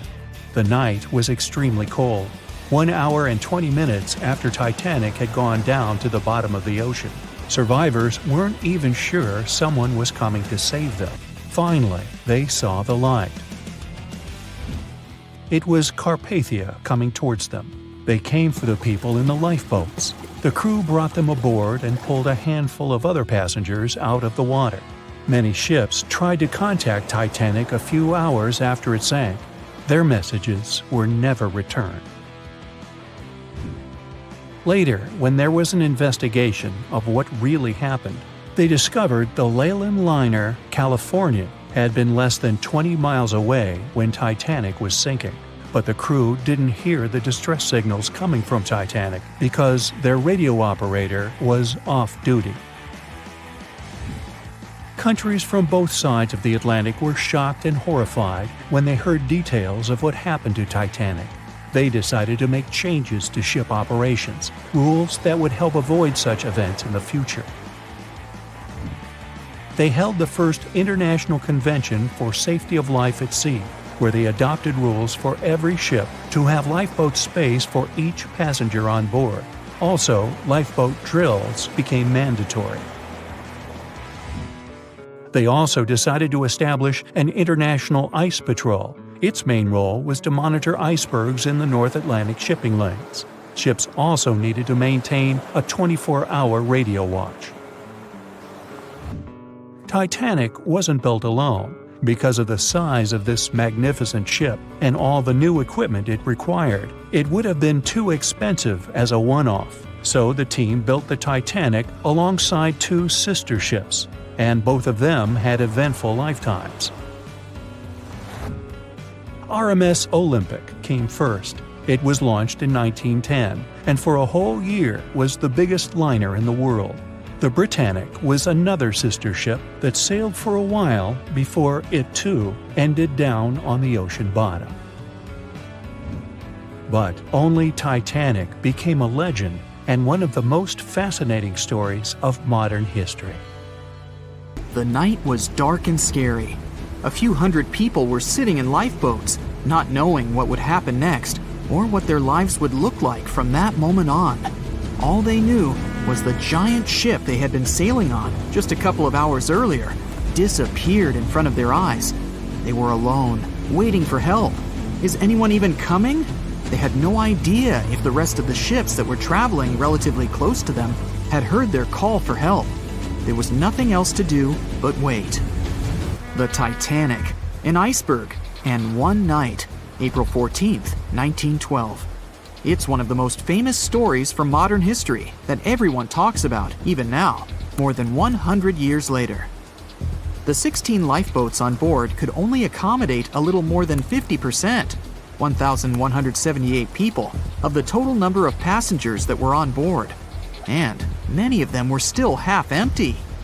In one of them, there was a little 2-month-old girl, Millvina Dean, the youngest passenger on board the giant ship. Her parents had decided to leave England because they wanted to build a better life in the United States. Her father had some family in Kansas, and he hoped they could start their own business there. The Dean family didn't actually choose to be on board this giant legendary liner, but because of a coal strike, they got transferred there, so they boarded it at Southampton as third-class passengers. Millvina's father felt when their ship hit the iceberg on that cold and seemingly peaceful night. He immediately went up to investigate. When he saw that people were panicking and that the crew members were giving warnings on the actual danger of the situation, he rushed to their cabin to find his wife. He told her to dress the children and quickly go up on deck. The crew members gave the order to get the lifeboats ready and start transferring women and children there first. It was a chance for at least some family members to get to safety. Millvina, her mother, and her brother got in Lifeboat 10. They were among the first off the liner out of the 706 crew members and passengers who managed to escape the sinking ship. Later, the liner called Carpathia heard their call for help, came for the passengers, and took them to New York. Her father, unfortunately, stayed behind them and didn't manage to save himself. Millvina grew up in Ashurst, England, which wasn't far from where she set sail on the ship. She spent her life working as a secretary and an assistant in small businesses in Southampton. She never married. Millvina always used to say she never spoke about the whole Titanic thing because she remembered nothing about it, so she didn't want people to think she was just drawing attention to herself. But in 1985, a French-American team got together and located the wreck of the Titanic. It was around 370 miles east of Mistaken Point, Newfoundland, in water that was more than 2 miles deep. That's when they confirmed the ship split in two. For decades, people believed the ship sank in one piece. They thought the only significant damage was the damage the hull got from its contact with the iceberg. In reality, it broke in half, right between its third and fourth funnels. It happened shortly before the ship disappeared under the surface of the water, and the whole thing, starting from the moment when they hit the iceberg, lasted around 2 hours and 40 minutes. People didn't pay that much attention to the Titanic until this team of researchers found the wreck. In the last year of her life, she sold some of her family's possessions at auction to pay for her stay in a nursing home. The items she sold also included a suitcase filled with clothes that her family got when they arrived in the US, and compensation letters her mom got from the Titanic Relief Fund. The compensation letters outlined the financial aid that certain passengers received who had survived the loss of their loved ones. She lived until the age of 97 when she caught pneumonia. She was the youngest of the 705 people that survived the whole event. The Titanic was the world's largest ship. Since it was so big, some thought the vessel should have had 4 exhaust stacks. But Thomas Andrews, the man who designed the ship, believed that only 3 were necessary. So, the Titanic basically had one purely decorative stack. 2,200 people were on board when the ship sank. There were 908 crew members, and the maximum number of passengers on board, which was 3,500. As you probably saw in the movie, there were different classes of passengers. The estimated overall wealth of those in first class was about $500 million, and researchers estimated $6 million worth of things went down to the ocean bottom, together with the ship. In first class, this liner was a place of luxury. It had 4 restaurants, 2 libraries, 2 barber shops, reading rooms, and a photographic darkroom on board. There was also a heated swimming pool, but only first-class passengers could use it, at a price of 1 shilling a time. The ship also had Turkish baths and electric baths, and passengers could use each for 4 shillings at a time. The cost to build this massive giant was $7.5 million, but that was back in 1912. Today, it would be about $200 million. First-class tickets cost $2,560 at the time, which is today's equivalent of $61,000. What would you get in these expensive cabins? A sitting room, 2 bedrooms, 2 wardrobe rooms, and a bathroom. Would you pay that much for those luxuries? Teams of researchers still haven't explored many areas on the Titanic. It's still very, very hard to access them with underwater vehicles. There was a lifeboat drill scheduled for the same day the Titanic sank, but it was called off for some reason. The crew had done just 1 lifeboat drill, and that was when the ship was still docked. But even if the crew members had been properly trained and each lifeboat had been filled, the capacity was still not enough to save each and every passenger. The Titanic was the biggest movable object in the world at that time. On May 31st, 1911, its immense hull made its way down the slipways and ended up in the River Lagan in Belfast.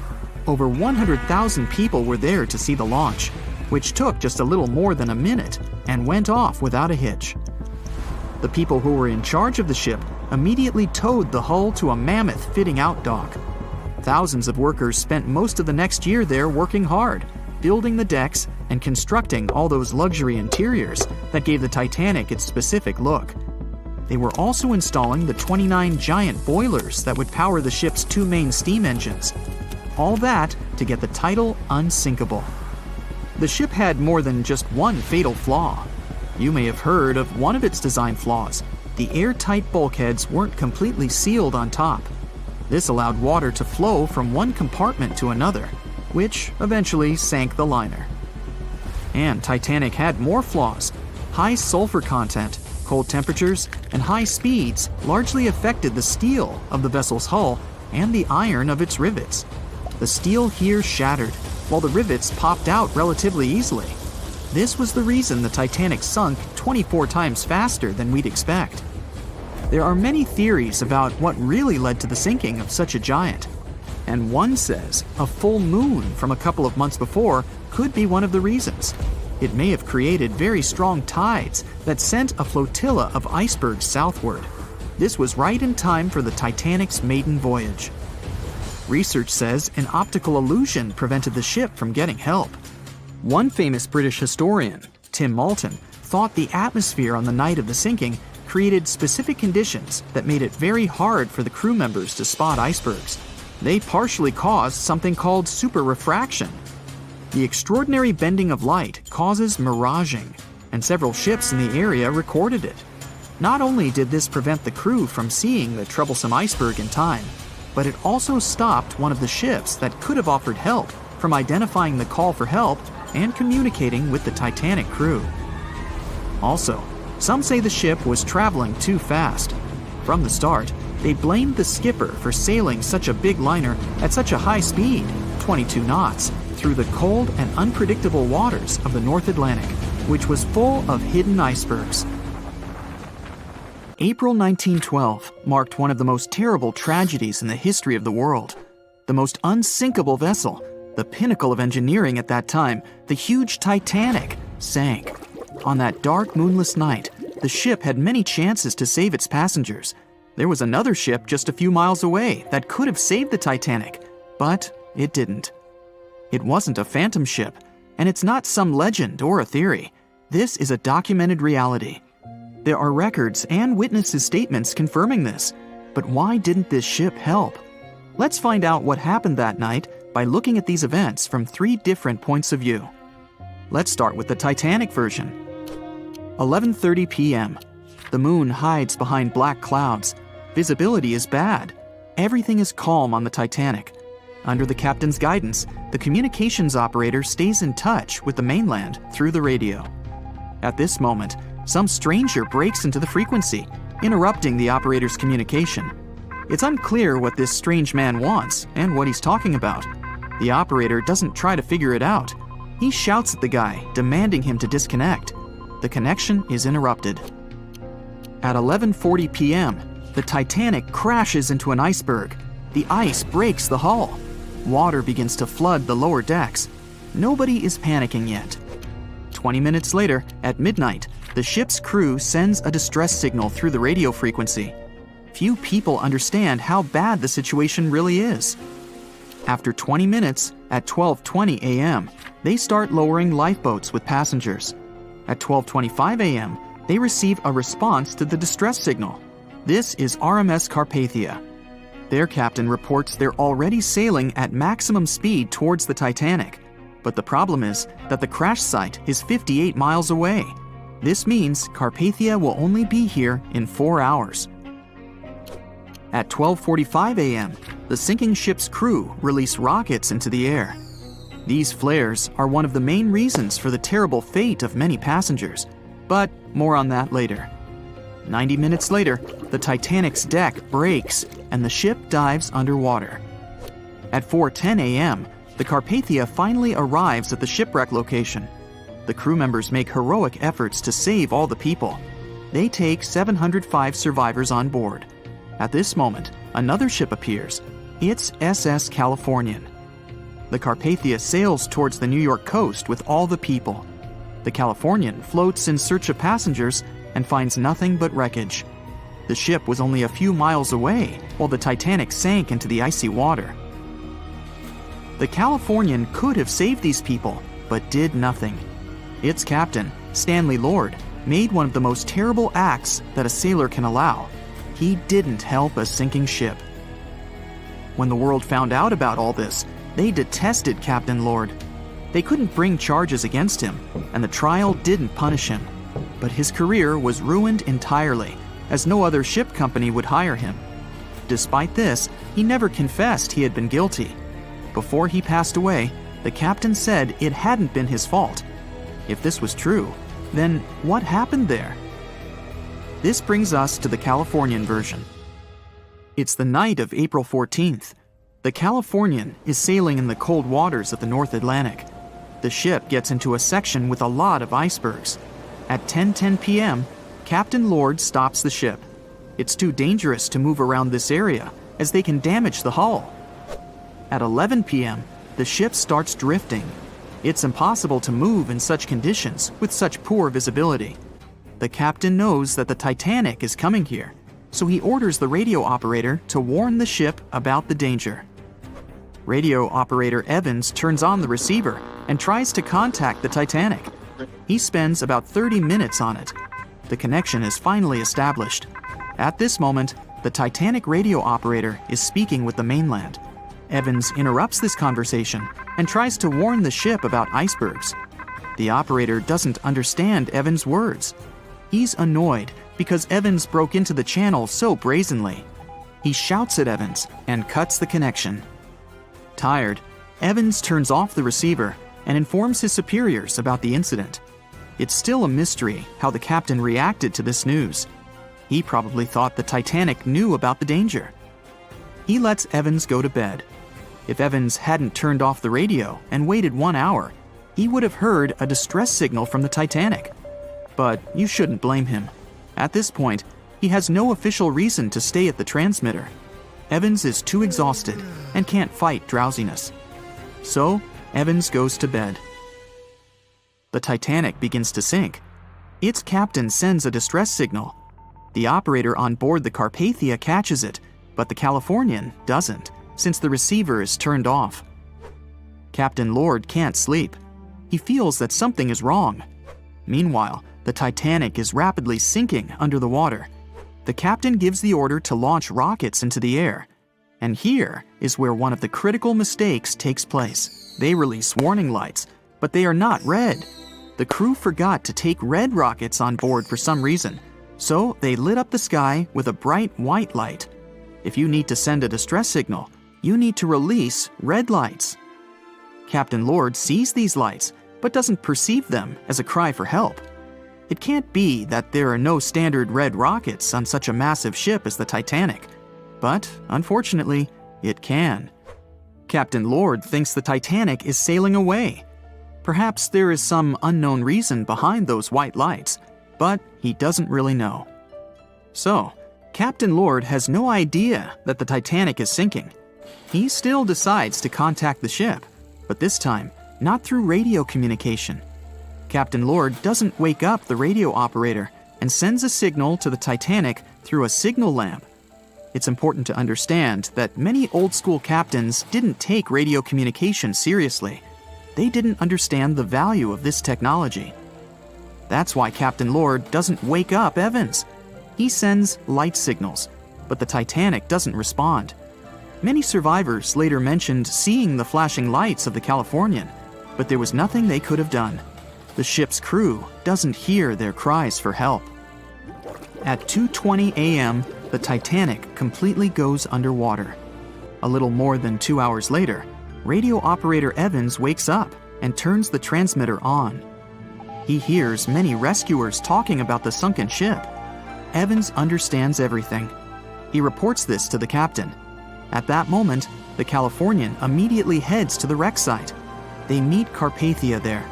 With the survivors on board, it sails towards New York. The Californian stays sailing and looking for people. They find nothing but wreckage. The Californian returns to the mainland. The news about the ship that could have saved the Titanic is spreading all over the country. The trial begins. Captain Stanley Lord and the crew tell their version. They say their ship had been standing still. Many people don't believe them, and some of the surviving passengers claim to have seen the Californian sailing by. Still, the judge declares them innocent. 1962. Captain Stanley Lord is a very old man. He calls a notary to confess something. The captain makes his last remark about this case. He swears he's not guilty. But if it wasn't the Californian sailing past the Titanic at that moment, then what? The Samson theory could answer that question for us. The sealing ship Samson is sailing in the cold waters of the North Atlantic. The crew aren't sleeping. They carefully study the surroundings, but not because they're afraid of icebergs. They're scared of meeting with the U.S. Coast Guard. The Samson ship's crew catch seals, which is illegal. At 12:45 a.m., Samson's captain sees white signal rockets. The team is sure it's the Coast Guard. They turn off the lights and sail away. It's dark, so they don't notice the sinking Titanic. They return to the coast of Iceland and hear about the disaster. They realize they have abandoned the drowning passengers. The nephew of one of Samson's crew members reads about this story in his uncle's diary. The nephew asks for permission to publish these recordings. All the people realize that Captain Lord wasn't guilty, but unfortunately, he didn't live to see this moment. Actually, it's still unknown who is guilty in this story. 2 ships were nearby the Titanic. Their captains were adequate people. They would have helped save all the passengers. Their fault was that they couldn't understand what the Titanic wanted on that dark night. Someone forgot to put red flares in the box. This small but fatal detail was one of the leading causes of the tragedy. Can you guess how many theories of the Titanic's sinking exist?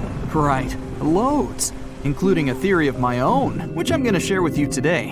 And then you can decide which one seems most likely to you. One Piece theory. The very first version of the events was the One Piece theory. It's very simple and basically claims that the sinking happened without any breakups. 2:15 a.m., the ship collides with an iceberg. 2:18 a.m., the lights go out. The ship reaches an angle of 45 degrees and then quickly begins its final plunge into the ocean depths.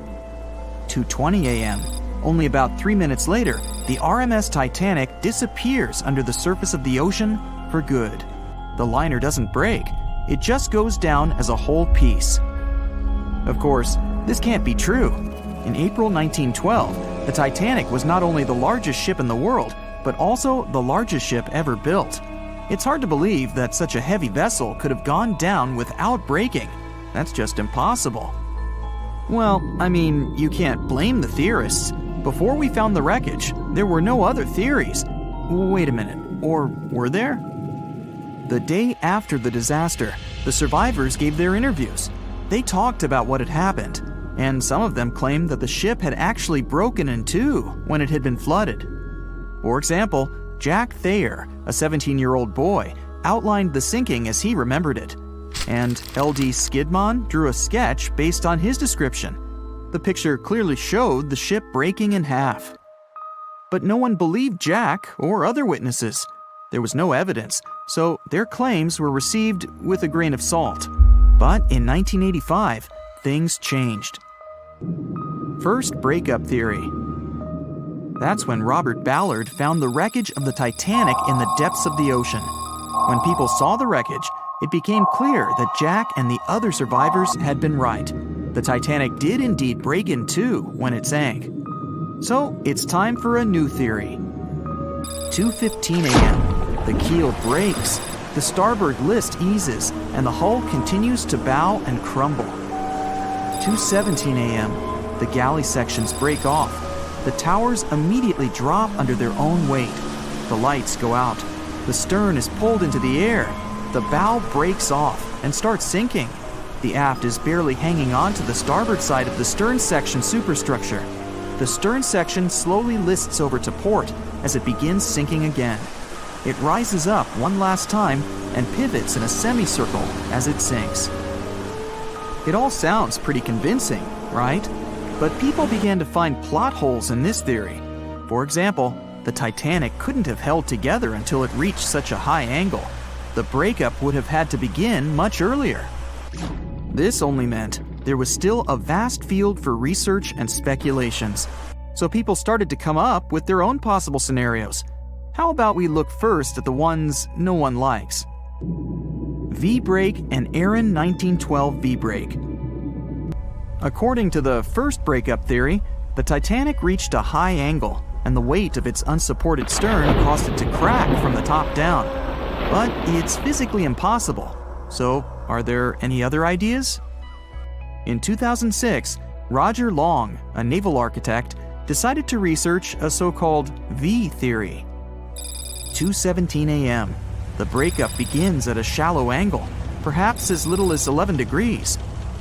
The upper structure fails and starts to crack. At this moment, only its double bottom is holding the Titanic together, but it starts to bend under the strain too, failing the ship. Water is pouring through the crack.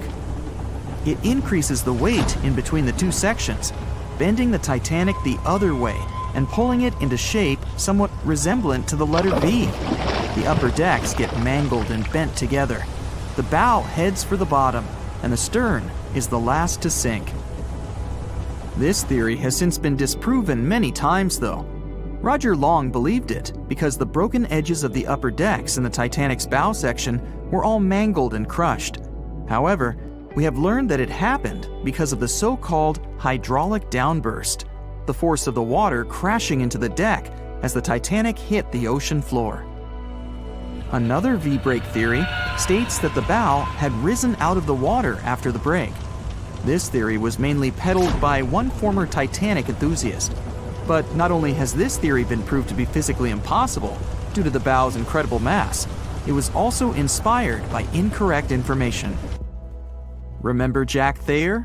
Well, it was based on his sketch and the words of a couple of passengers. But the truth is, none of them had ever seen the Titanic break down like this. Jack himself even stated in an interview that the sketch was completely out of context to what he had actually seen.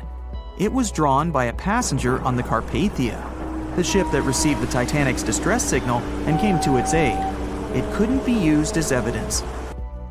Now that we know this, let's move on to the theories that most people believe in. James Cameron's banana peel theory. Who hasn't seen the legendary movie about the Titanic, right?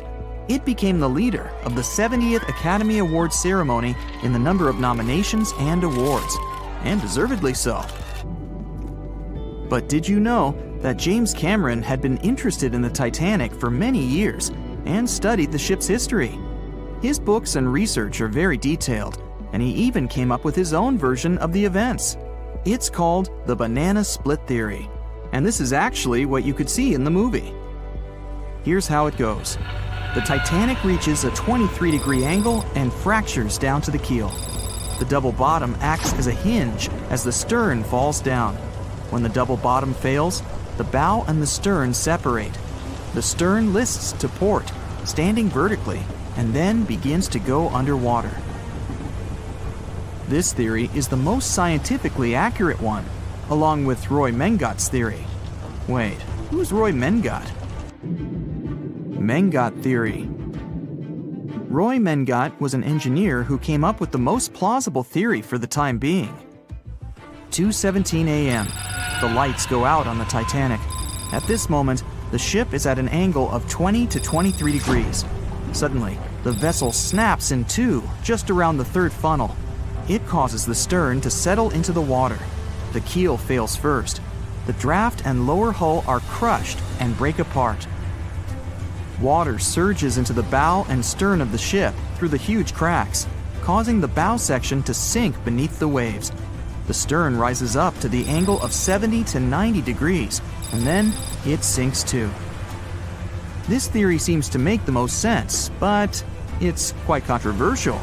The survivors who saw the breakup stated that the stern had settled back with the bow completely missing. Mengot's theory, however, contradicts that statement, while James Cameron's scenario takes this into account. Are you thinking what I'm thinking? The truth must be somewhere in the middle. My version. Now, as promised, I'll provide you with my version of the events. Well, it's not really my theory, more like a combination of Roy Mengot's and James Cameron's ones. I believe that James Cameron was right about the breakup. 2:17 a.m. The ship is at a high angle. The lights go out. Then it snaps into two pieces. The bow starts sinking. The double bottom is still attached to the stern for a minute or so. Once the double bottom fails, the two parts separate and the bow goes down. Then, as Mangot said, the stern rises up at a high angle, and then it begins to sink vertically. It might have actually happened because the survivors stated that they had seen a clean break. This means it couldn't be hidden. And they had also seen the stern staying vertically in the air for a long enough time, probably a few minutes, before disappearing. Anyways, all of these are just speculations. Regardless of how the Titanic broke apart and sank, it was a great tragedy. It's already been 110 years since the Titanic collided with an iceberg and sank. Did you know that in 2022, the Blue Star Line Company is completing the construction of an exact replica of the Titanic? Called the Titanic II liner, the ship will be sent sailing along the same route with 2,400 people on board. Let's hope that everything goes well for them. Meet Arthur John Priest. No, he isn't famous for being a painter or for discovering some long-lost treasure. He didn't invent some cool gadget or break any world records. No, Arthur John Priest is famous simply for being unsinkable. Proving one can be both lucky and unlucky at the same time, Priest was involved in and survived several mishaps at sea, including the fateful maiden voyage of the Titanic. Priest was not a rich man interested in sailing for pleasure. He was part of the working class, employed as a stoker or fireman, stuck for hours within the hot bowels of large steam-powered vessels. His job was dirty and difficult. He was responsible for keeping the furnaces lit, feeding them coal to ensure enough steam was produced for the engines to work. He had to be careful about not overheating the system or setting fire to the whole ship. The furnaces had to be carefully watched and constantly fed. He breathed it all in a while, working and fighting with the sweat and the dirt. He would often work shirtless because of the heat and was always covered in black coal dust. And when he finally had a break, his shared living quarters were nearby in the same part of the ship. He must have been good at his job, though, because he had no trouble finding work. But wherever he went, bad luck seemed to follow. The first incident was a mild one. As a young man, Priest worked on the RMS Asturias. The passenger liner first set sail in 1907, traveling between Southampton in the UK to Buenos Aires in Argentina. At some point during its maiden voyage, the ship suffered a small collision. The damage was bad enough that the ship returned for repairs. Thankfully, there were no reports of any serious injuries. Priest, unfazed, simply went to work on another ship, but his bad luck lingered on the Asturias. In 1914, the Asturias became a hospital ship, helping care for sick men and women around Europe while bringing them home to England. But in March 1917, at just around midnight, the ship was struck by a foreign object. Its hull was breached and the engine room flooded. The captain ordered everyone to abandon the ship, sending crew, patients, and health staff scrambling for the lifeboats. The vessel was still moving, powering through the water because the main controls, located within the flooded engine room, could not be turned off. The captain refused to leave the ship while people were still trying to escape. He was able to aim the Asturias towards Bolt Head, where it finally hit land and couldn't sink. The remaining lifeboats were lowered and the final survivors made it to safety. When they studied the damage on the ship later, the Asturias was declared a total write-off. It might be hard to pin this particular disaster on Priest. After all, he wasn't even on the ship at the time. But it seemed that many of the ships on which he served were destined for trouble. His bad luck followed him to his next job on the RMS Olympic, a massive ocean liner. The Olympic was big. In fact, it had been designed and built as part of the fleet that included the Titanic. But with size came sacrifice. The Olympic was great at moving in one direction, but very difficult to handle when it needed to turn. It was September 1911. The Olympic was trying to alter its course. The Hawk, a smaller ship sailing nearby, didn't give the larger vessel enough room to maneuver, and the two slammed into each other. Because the Hawk was engineered to deal with potential confrontations when out at sea, its reinforced bow tore through the Olympic. Two large gashes appeared on the ocean liner's side. The propeller shaft was badly twisted, and worse, the ship began to take on water. Somehow, the Olympic made it to shore without sinking, and nobody was seriously hurt. Priest had no idea that this was just a small taste of what his future held for him. He next found employment on a brand new ship, a better ship, an unsinkable marvel that was said to be the biggest vessel to have ever been built. Yes, he was going to work on the Titanic. And what a job! It took 29 boilers, requiring 850 tons of coal a day to produce enough steam to power the Titanic. Priest was just one of 150 stokers toiling away in the ship's underbelly, keeping those fires burning day and night. He made around $30 a month. But on April 14, 1912, he would find himself flung from a world of extreme heat to one of blistering cold. At approximately 11:35 p.m., the crew spotted an iceberg. The Titanic tried to avoid it, but the alarm had been sounded too late. 5 minutes later, the two collided. The iceberg tore through the hull, and the once watertight compartments inside were badly ruptured. As the cold Atlantic water flooded in, the ship began to sink.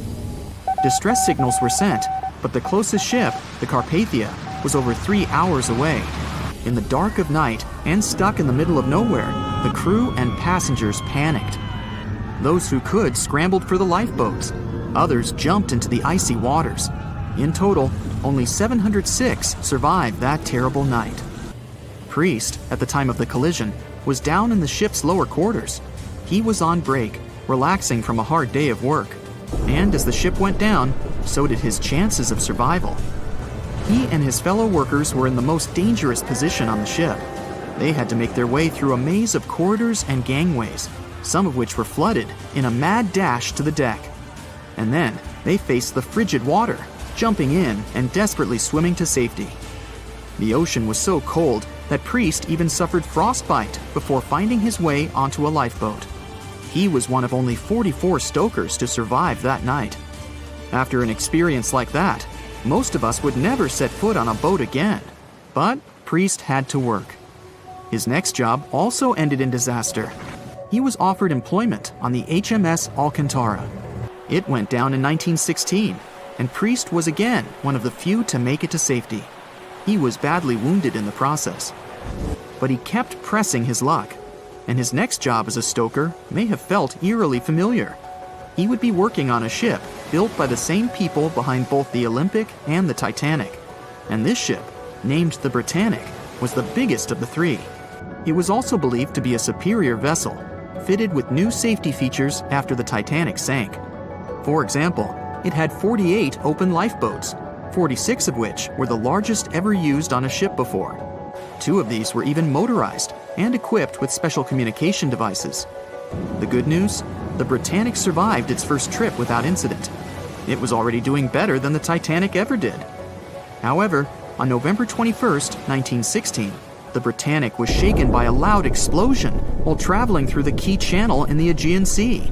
The hull was damaged, and some of the compartments began to fill with water. But, unlike the Titanic, the Britannic had been designed for just such an emergency. It had been fitted with 5 watertight bulkheads. Intact, these would help keep the ship safe and floating for a much longer period of time. But there was one issue. Portholes along the lower decks had foolishly been left open. As the ship tilted, the portholes let in water, which flooded the Britannic and hastened its descent into the sea. This effectively made those watertight bulkheads useless. The ship was going down fast, much faster, in fact, than the Titanic had sunk. 35 of the lifeboats were successfully launched, saving most on board. Of the 1,066 passengers and crew, 1,036 survived. Priest, his luck intact, was one of them. And yet, he still wasn't done with a life at sea. He accepted a position as a stoker on the Donegal. It was a smaller passenger ferry that had been converted for use as a hospital boat. In April 1917, it was struck by a foreign object while fleeing an unsafe situation, and though he suffered from a head injury, Priest was again one of the survivors. It took experiencing 2 collisions and 4 sinkings before Priest was finally ready to retire. In fact, he reportedly said he only gave it up because no one wanted to sail with him. Can you blame them? He would live out the rest of his life on dry land in Southampton, England, with his wife Annie and their 3 sons. But Arthur John Priest would always be remembered as the unsinkable stoker. It was September 12, 1990. In those times, way before instant messaging and Zoom calls, a little girl was looking for pen pals. Zoe was aboard a ship from England to Belgium on vacation with her parents. She was only 10 years old at the time, but was a very clever schoolgirl. She took a piece of paper and started putting some words together. She introduced herself, Hello. then wrote about how she liked ballet and playing the flute and the piano. Of course, she couldn't help but mention her 2 adored pets, a little hamster she called Sparkle and her fish Speckle. She also put down the address at which she could be reached in case someone was interested in writing back to her. But alas, she was at sea. Who could she send this message to? An interesting idea came to her mind. She carefully placed her letter in a plastic bottle, tightly closed the lid to protect it from the water, and threw it into the sea. The little girl's excitement faded away over the years as she didn't receive a response. Maybe the bottle got stuck somewhere. Maybe it was swallowed by some big, scary sea creature. Or maybe the water actually poked through the plastic cap and destroyed her message. Many years later, on Christmas, a letter for Zoe was received at her parents' house under her maiden name. The postage signaled that the message was from Europe. It was from a Dutch couple, Piet and Jacqueline Lateau, who had found her delicate bottle and were very considerate to write back. They pointed out that they had found the letter among the debris thrown at the shore by the sea. Zoe's letter had been stranded for a staggering 23 years at sea and traveled for more than 350 miles to reach its final destination near Rotterdam in the Netherlands. That's quite a voyage for a small plastic bottle. A story similar to that of Zoe is the strange connection between two little boys. A little German boy named Frank Uzbek was on a boat traveling to Denmark when he got the same idea as Zoe. He was 5 years old at the time he put together a message and threw it into the unknown. The year was 1987. He got his response years later when he was 29. His letter, just like the one Zoe would send a couple of years later, had been at sea for 24 years. His message was found by a boy named Daniel Korotkin while he was on a walk with his parents on the Californian Spit near the Baltic Sea. Daniel was lucky that his father knew enough German to translate the message. The unlikely friends eventually met via video call in 2011. Not all message-in-a-bottle stories have been explained away. In 2013, a Croatian surfer came across a damaged bottle while near the Adriatic Sea. The message it contained dated back to 1985, and it was from a man named Jonathan.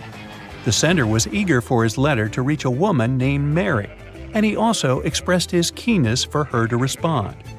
Since the letter was supposedly sent from Nova Scotia, the bottle had to have traveled a mind-boggling 3,700 miles.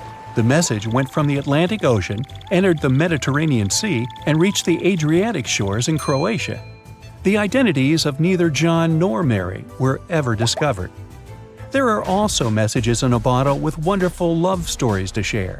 This was the case for Ake and Paulina Viking. When Ake, a lonely Swedish sailor, placed a letter in a bottle and threw it in the Mediterranean Sea, he had no idea the piece of paper would eventually reach his future wife. This was in the early 1950s. The bottle was found by an Italian man who was inspired enough to give it to his niece, Paulina. After a year of back-and-forth letters being exchanged, Ake and Paulina eventually met and got married. Having decided to share their story with the world, they became somewhat of a celebrity couple for the time. They even shared video footage of their wedding with the world, and their story was featured in a bunch of newspapers. This fortunate event started a movement between young people looking for love, increasing the number of messages being thrown out at sea in search of a fairy tale ending. Not all the stories that started out like this eventually worked out, though. In 1945, an American named Frank Hayostek placed a similar message to that of Ake's in a bottle and threw it in the waters. Almost a year later, his letter was found by an Irish woman. Her name was Brenda O'Sullivan. Their years of correspondence soon caught the attention of the media at the time, but their friendship never flourished because of the added pressure. They eventually met in person when Frank traveled to Ireland, but he didn't stay for long, and they eventually got out of touch with each other. After Titanic met its strange ending, many bottles containing secret messages started to surface. Almost all of them proved to be counterfeited, apart from one letter. Years after Titanic had sunk in the icy Atlantic waters, a bottle was found on the Irish shores. It was supposedly from a man named Jeremiah Burke, and to this day, it is considered to be the only genuine message in a bottle originating from Titanic. The piece of paper simply stated the sender's name and the location, the Titanic, accompanied by the word goodbye. Since the date has washed away, it's difficult to estimate whether the note was sent before or after the ship had hit the iceberg. The common understanding is, however, that since Jeremiah was looking to relocate to the U.S., he was merely sending his last symbolic regards to his family and friends back in Ireland. This simple way of meeting and sometimes corresponding with people has turned into a hobby for a man from a Canadian province named Prince Edward Island, located east of the U.S. state of Maine. This man, Harold Hackett, claims to have sent over 4,000 bottles into the Atlantic Ocean since 1996. He also claims to have received many responses from all over the world, including letters from people in Europe, like France and Germany, but also from the Bahamas or even Africa. This unlikely pastime earns him about 150 Christmas cards from his pen pals each year. To this day, he refuses to add his phone number to any of his letters. This way, he ensures that if people ever want to contact him, the only means of doing so is via a written letter. He's also studied the best times to send the messages in the water based on the direction of the winds and the currents. Now, some bottles spend a whole lifetime at sea after being cast away by their sender. It was the case for a British man that wrote a message and placed it into a bottle before throwing it in the English Channel in 1914. His name was Thomas Hughes, and he wanted to direct the message to his wife, but was polite enough to write a letter to whoever got their hands on the bottle first, asking them to redirect the piece of paper accordingly. The bottle didn't reach his wife, since it was found 85 years later on the Essex coast. The man that stumbled upon the bottle was kind enough to reach out to the family and place the message in possession of Thomas's daughter. And 85 years isn't the longest time for a small bottle to be cruising the waves. A scientist named Hunter Brown was studying currents in the North Sea when this idea came to his mind. He placed the same message in almost 2,000 bottles and requested the unlikely recipient that they write back with the location of their discovery. He thought this method would help him better understand the layout of the North Sea currents. A bottle was found about 11 miles from its original departing location after 97 years. To this day, more than 300 of the original bottles relating to Hunter Brown's project eventually made it to the shore. Not all of the messages that were found in bottles got replied to via physical letters. Oliver van de Walle threw a bottle containing a letter on the English coast while he was on vacation with his family. He was 14 at the time. 33 years later, a woman reached out on Facebook claiming she had gotten his message and tracked him down through his social media profile. At first, he hardly remembered having placed the letter in the bottle, but he eventually recounted the events, even the fact that he sealed the bottle with candle wax to make sure it was leak-proof. And then there's Christina Aguilera and her bottle. No wait, hers is about a genie in a bottle. Okay, never mind. Staying in the water that's 70 degrees Fahrenheit for a long time definitely won't do your health any good. A water temperature of 50 degrees Fahrenheit is a nightmare. It feels much colder than the air of the same temperature. The passengers of the Titanic were in 28 degrees Fahrenheit water. Can you imagine how cold it was? Even the iceberg that the Titanic met was warmer. The water didn't freeze because of the high salt content. But what if the temperature had been higher? What if the Titanic had sunk in warm water, say 120 degrees Fahrenheit? Theoretically, this could have happened had the waters of the North Atlantic met a warm undercurrent from the southern part of the ocean on disaster day. But this heat wouldn't have been enough. The ocean area is too vast, and the temperature is too low at night. The warm undercurrent alone wouldn't have made a difference for people who were overboard. But if the Titanic had sunk in another place at one particular moment, perhaps then all people could have been saved, thanks to an incredible natural phenomenon. Now, on board everybody, our voyage to a parallel universe begins. It's a moonless night on April 14th through 15th. The Titanic crashes into an iceberg. Icy water floods the lower decks. The captain sends a distress signal. The nearest rescue ship, Carpathia, is 58 miles away from the sinking Titanic. At maximum speed, Carpathia will get there in 4 hours. That's quite long, even in warm tropical waters, since your body loses heat anyway. The Titanic begins to sink. The crew downs lifeboats. Some of the passengers jump overboard. The ship is going under the water. There are no boats left, so you jump along with other passengers. It feels as if you got inside a huge iceberg. The water is so cold that it's hard for you to move. You can't even scream because there's no air in your lungs. But at this moment, you feel a pleasant warmth coming from the depths. The heat rises above your knees and waist, then reaches your neck. Finally, you regain control of your muscles and can breathe deeply. You notice that all the other passengers feel the same warmth. The water becomes a little hot. It makes you happy. But in a moment, horror replaces your delight. The ocean begins to foam. And not because of the high temperature, but because something is rising from the ocean floor. You hear a heavy, low sound coming from the depths. It's not a sinking Titanic, but something bigger. You can see a huge iceberg nearby. It's melting, and a huge chunk is breaking off from it. 1 million bubbles appear on the surface. Then you feel something hit you in the leg. Thousands of strange lightweight rocks are rising from below. There are also massive plates among them. People use them as lifeboats. You climb on one of those rocks and look at the ship. It doesn't sink, since all the water is bubbling and pushing the vessel up. You take one of the small rocks and understand everything. It's pumice. An underwater volcano has woken up right under the ship. Thousands of tons of volcanic rock are floating to the surface. When it erupts, its magma shakes the entire space, heats the water, and destroys the seabed. But it doesn't result in anything destructive on the surface. The enormous pressure of hundreds of millions of gallons of water suppresses the volcano's power. Molten rocks of the Earth's crust are pressed against the seabed, and pumice rises to the surface. And here's why it happens. The upper part of Earth consists of many solid parts, tectonic plates. These plates collide with each other and divide. And when one part separates from another, the magma immediately comes up. So, all volcanoes are these unstable fault sites. If the Titanic had sailed over one of these areas during an eruption, many passengers would have been saved.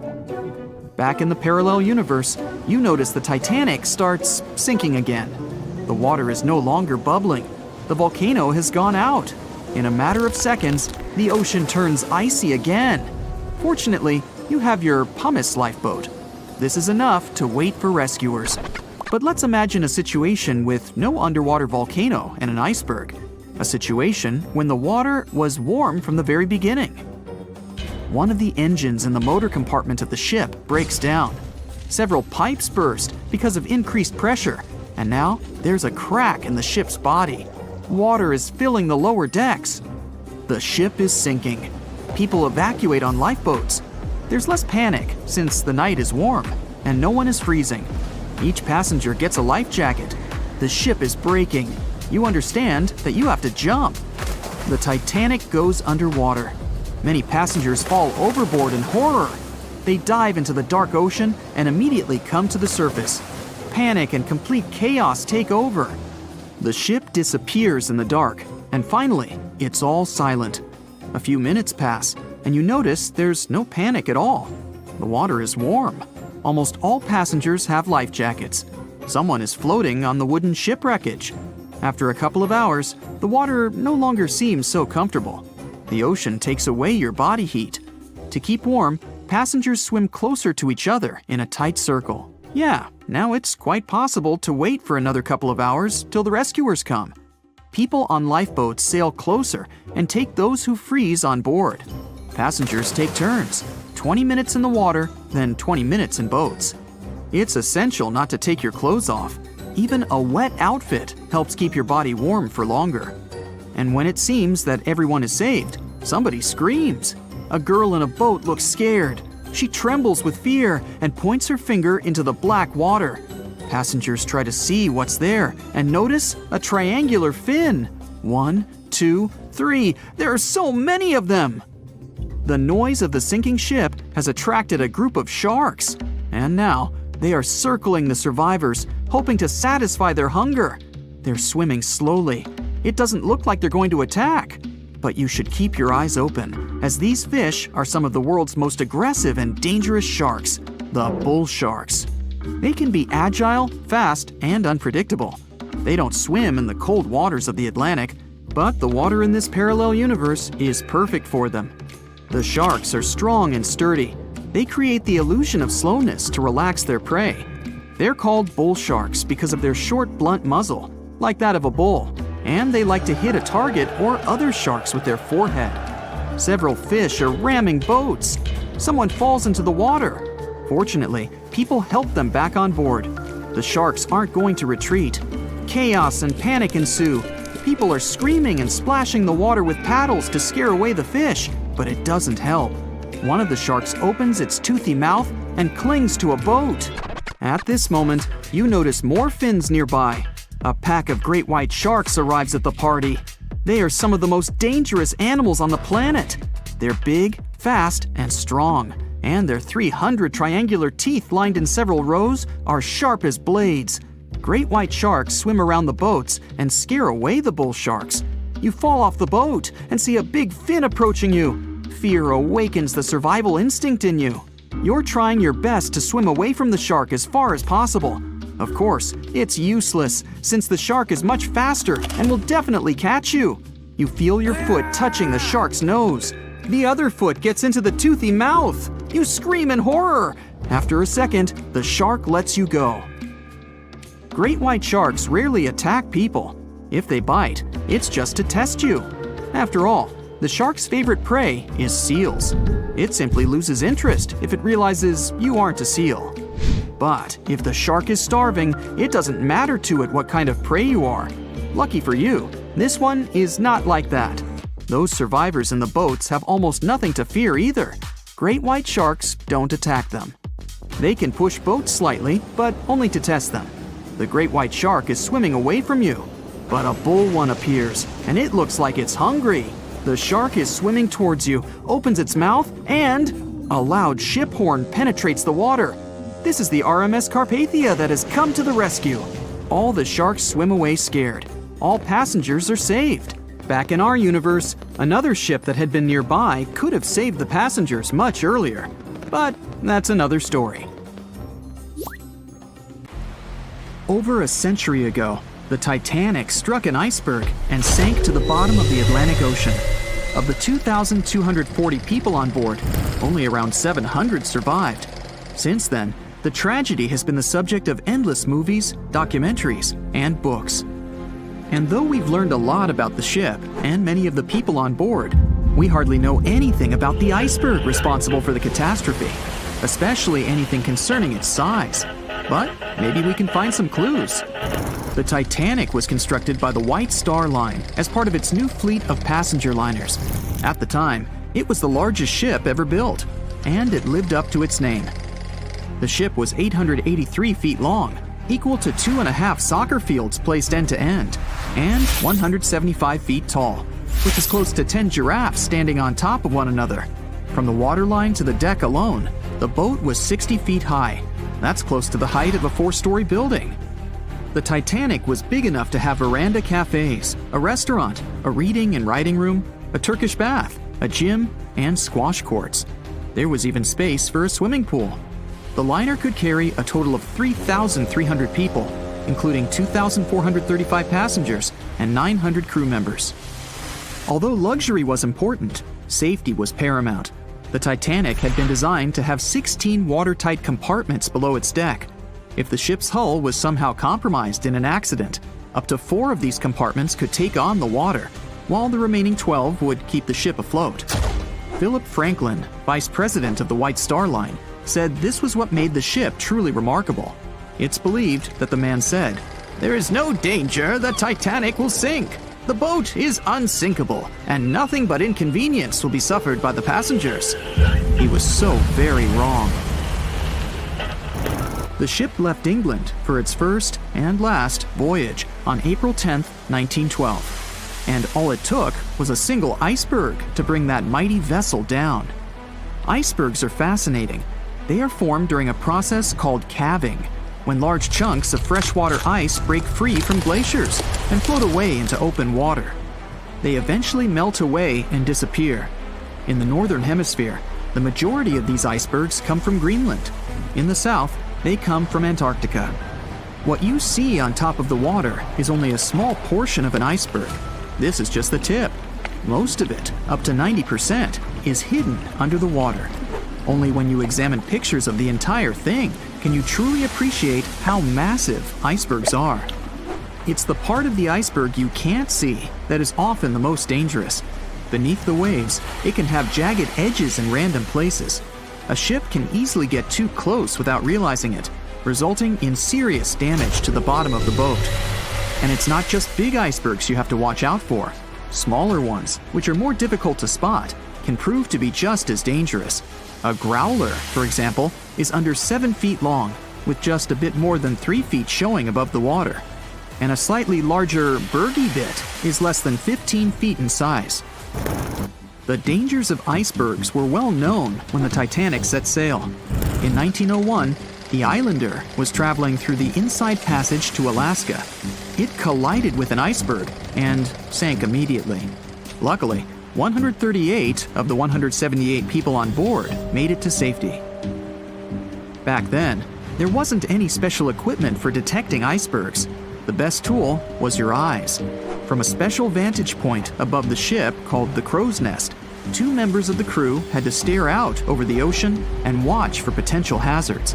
The crow's nest was located at the front of the ship, 49 feet above the deck. It was attached to the mast. From this height, a person had a good view of the ocean.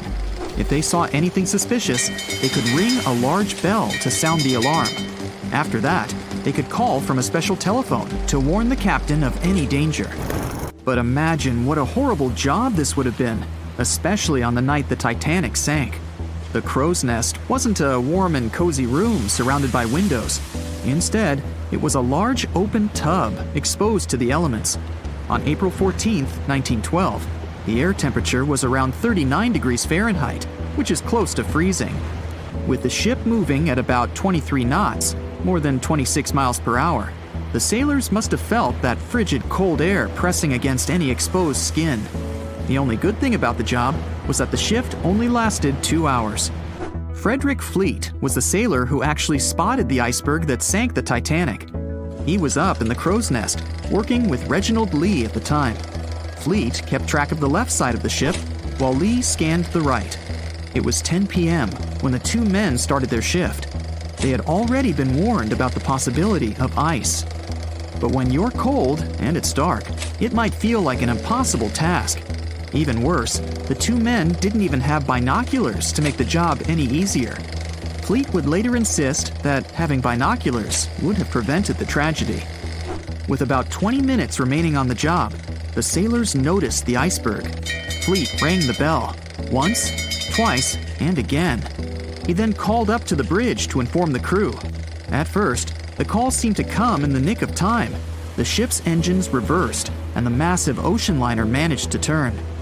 It wasn't enough to miss the iceberg, though. Ice showered down onto the ship's deck. The iceberg tore through the hull, and water flooded in. 2 hours and 40 minutes later, the Titanic was gone. And here we have clue number 1. The iceberg was big enough to be spotted with the unaided eye in the dark of the night without any binoculars. It was also tall enough for bits of ice to fall down onto the ship's deck. Since this all took place long before social media and smartphones, nobody on board would have been taking photos or videos at the time. So, of course, we don't have any footage of the actual iceberg. But there are photos of the possible iceberg from later that day. The SS Prinz Adalbert was sailing near the area on the morning of April 15, 1912. The steward on the ship had not yet heard about what had happened to the Titanic. But when he spotted an iceberg floating by, he was compelled to photograph it. Why?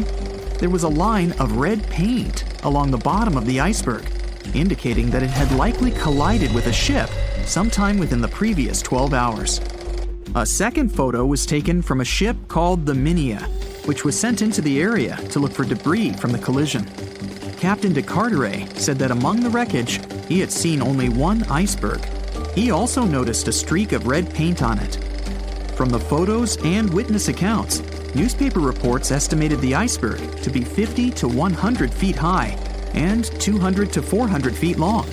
That's clue number 2. The iceberg that hit the Titanic probably started its ocean journey from Greenland's coast, heading past the Baffin Bay to the Davis Strait. From here, it must have slipped through the Labrador Sea and finally reached the Atlantic. And that, in itself, is pretty impressive. The glaciers in Greenland create between 15,000 to 30,000 icebergs each year. Some small, some big. Of these, a mere 1% will actually make it to the Atlantic. The others simply melt along the way. We know that the temperature of the Atlantic Ocean, where the sinking took place, was around 28 degrees Fahrenheit. That's below freezing. For humans, this could cause frostbite or hypothermia. But that temperature is actually warm for an iceberg. Most would only last 2 to 3 years in the North Atlantic, slowly melting into the warmer water. Based on this, It's likely that the Titanic's iceberg left Greenland in 1910 or 1911 and was fully melted by late 1912 or 1913. But since it did make it to the Atlantic and managed to cause significant damage to the ship, we have clue number 3. We will never know for certain the size of the iceberg from that day, but we do know that it definitely wasn't a growler or a bergy bit. Both those types of icebergs are much too small. And if the ice was indeed scattered across the deck during the collision, the iceberg must have been a little taller than 60 feet. The newspaper estimates are probably as close as we're going to get. The iceberg that took down the Titanic was indeed a formidable one, and icebergs are still a threat. As recently as 2007, the cruise ship Explorer struck one and sank in Antarctica's Weddell Sea. Luckily, everybody survived. The International Ice Patrol was created in 1914 following the Titanic's sinking. The organization is still in operation today, made up of representatives from several countries. Using airplanes and radar, the patrol locates and tracks larger icebergs, making the information available to anyone who needs it and preventing more ocean tragedies in the process. We've all heard of the famous story of the sinking of the Titanic.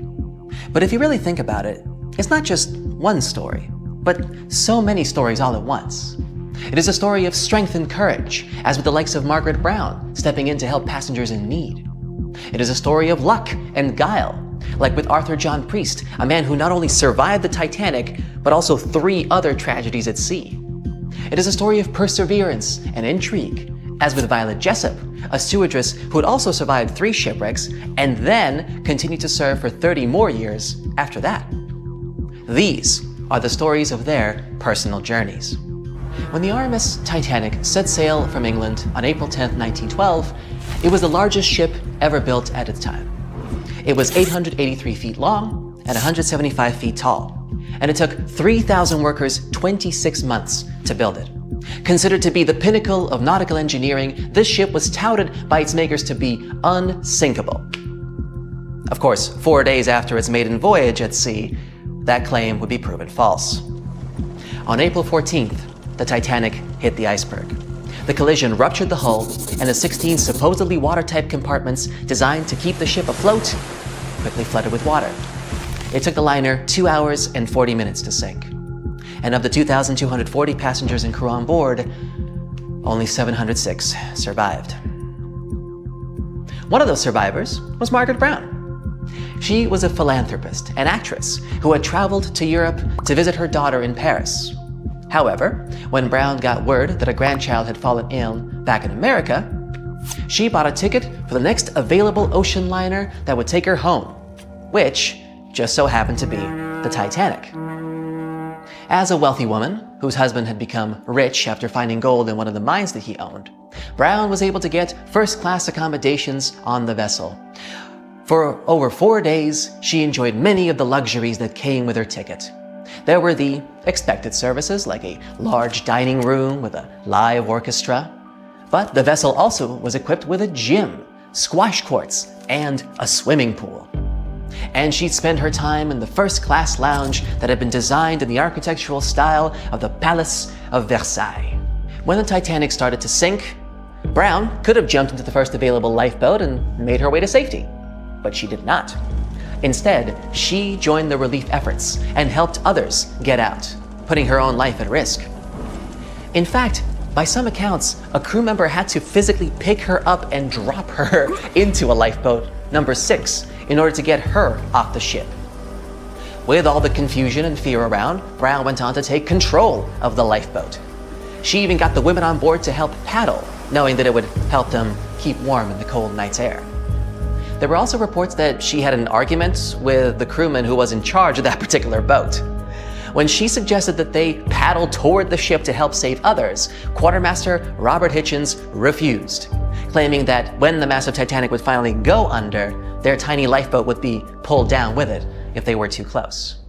An hour and 20 minutes after the Titanic sank, the survivors were finally rescued by the RMS Carpathia. Even then, Brown was still hard at work, now ensuring that passengers from the second and third classes were provided with basic necessities such as food and blankets. Initially dubbed the heroine of the Titanic, she would later be nicknamed the unsinkable Molly Brown. A bit of an odd nickname, considering that she was never called Molly in her normal life. However, her story was so compelling that it was eventually turned into a musical in 1960 and into a movie in 1964. And her character would continue to pop up in several other films about the tragedy. There was also another person on board who was also later declared unsinkable, though his series of events that led to him earning this title are far more tragic. His real name was Arthur John Priest. He worked as a stoker and fireman. This meant that he spent most of his time below deck, helping shovel coal into the furnaces that created the steam needed to keep the ship moving. It was a dirty, sweaty job, but it was also a big responsibility, as stokers had to ensure the furnaces did not overheat or set fire to the whole ship. Priest was one of the 163 stokers hired to work on the Titanic for its first big trip. He helped shovel the 600 tons of coal the engines needed each day. When the ship hit the iceberg, Priest was relaxing in the bunker he shared with his co-workers, not far from his workstation.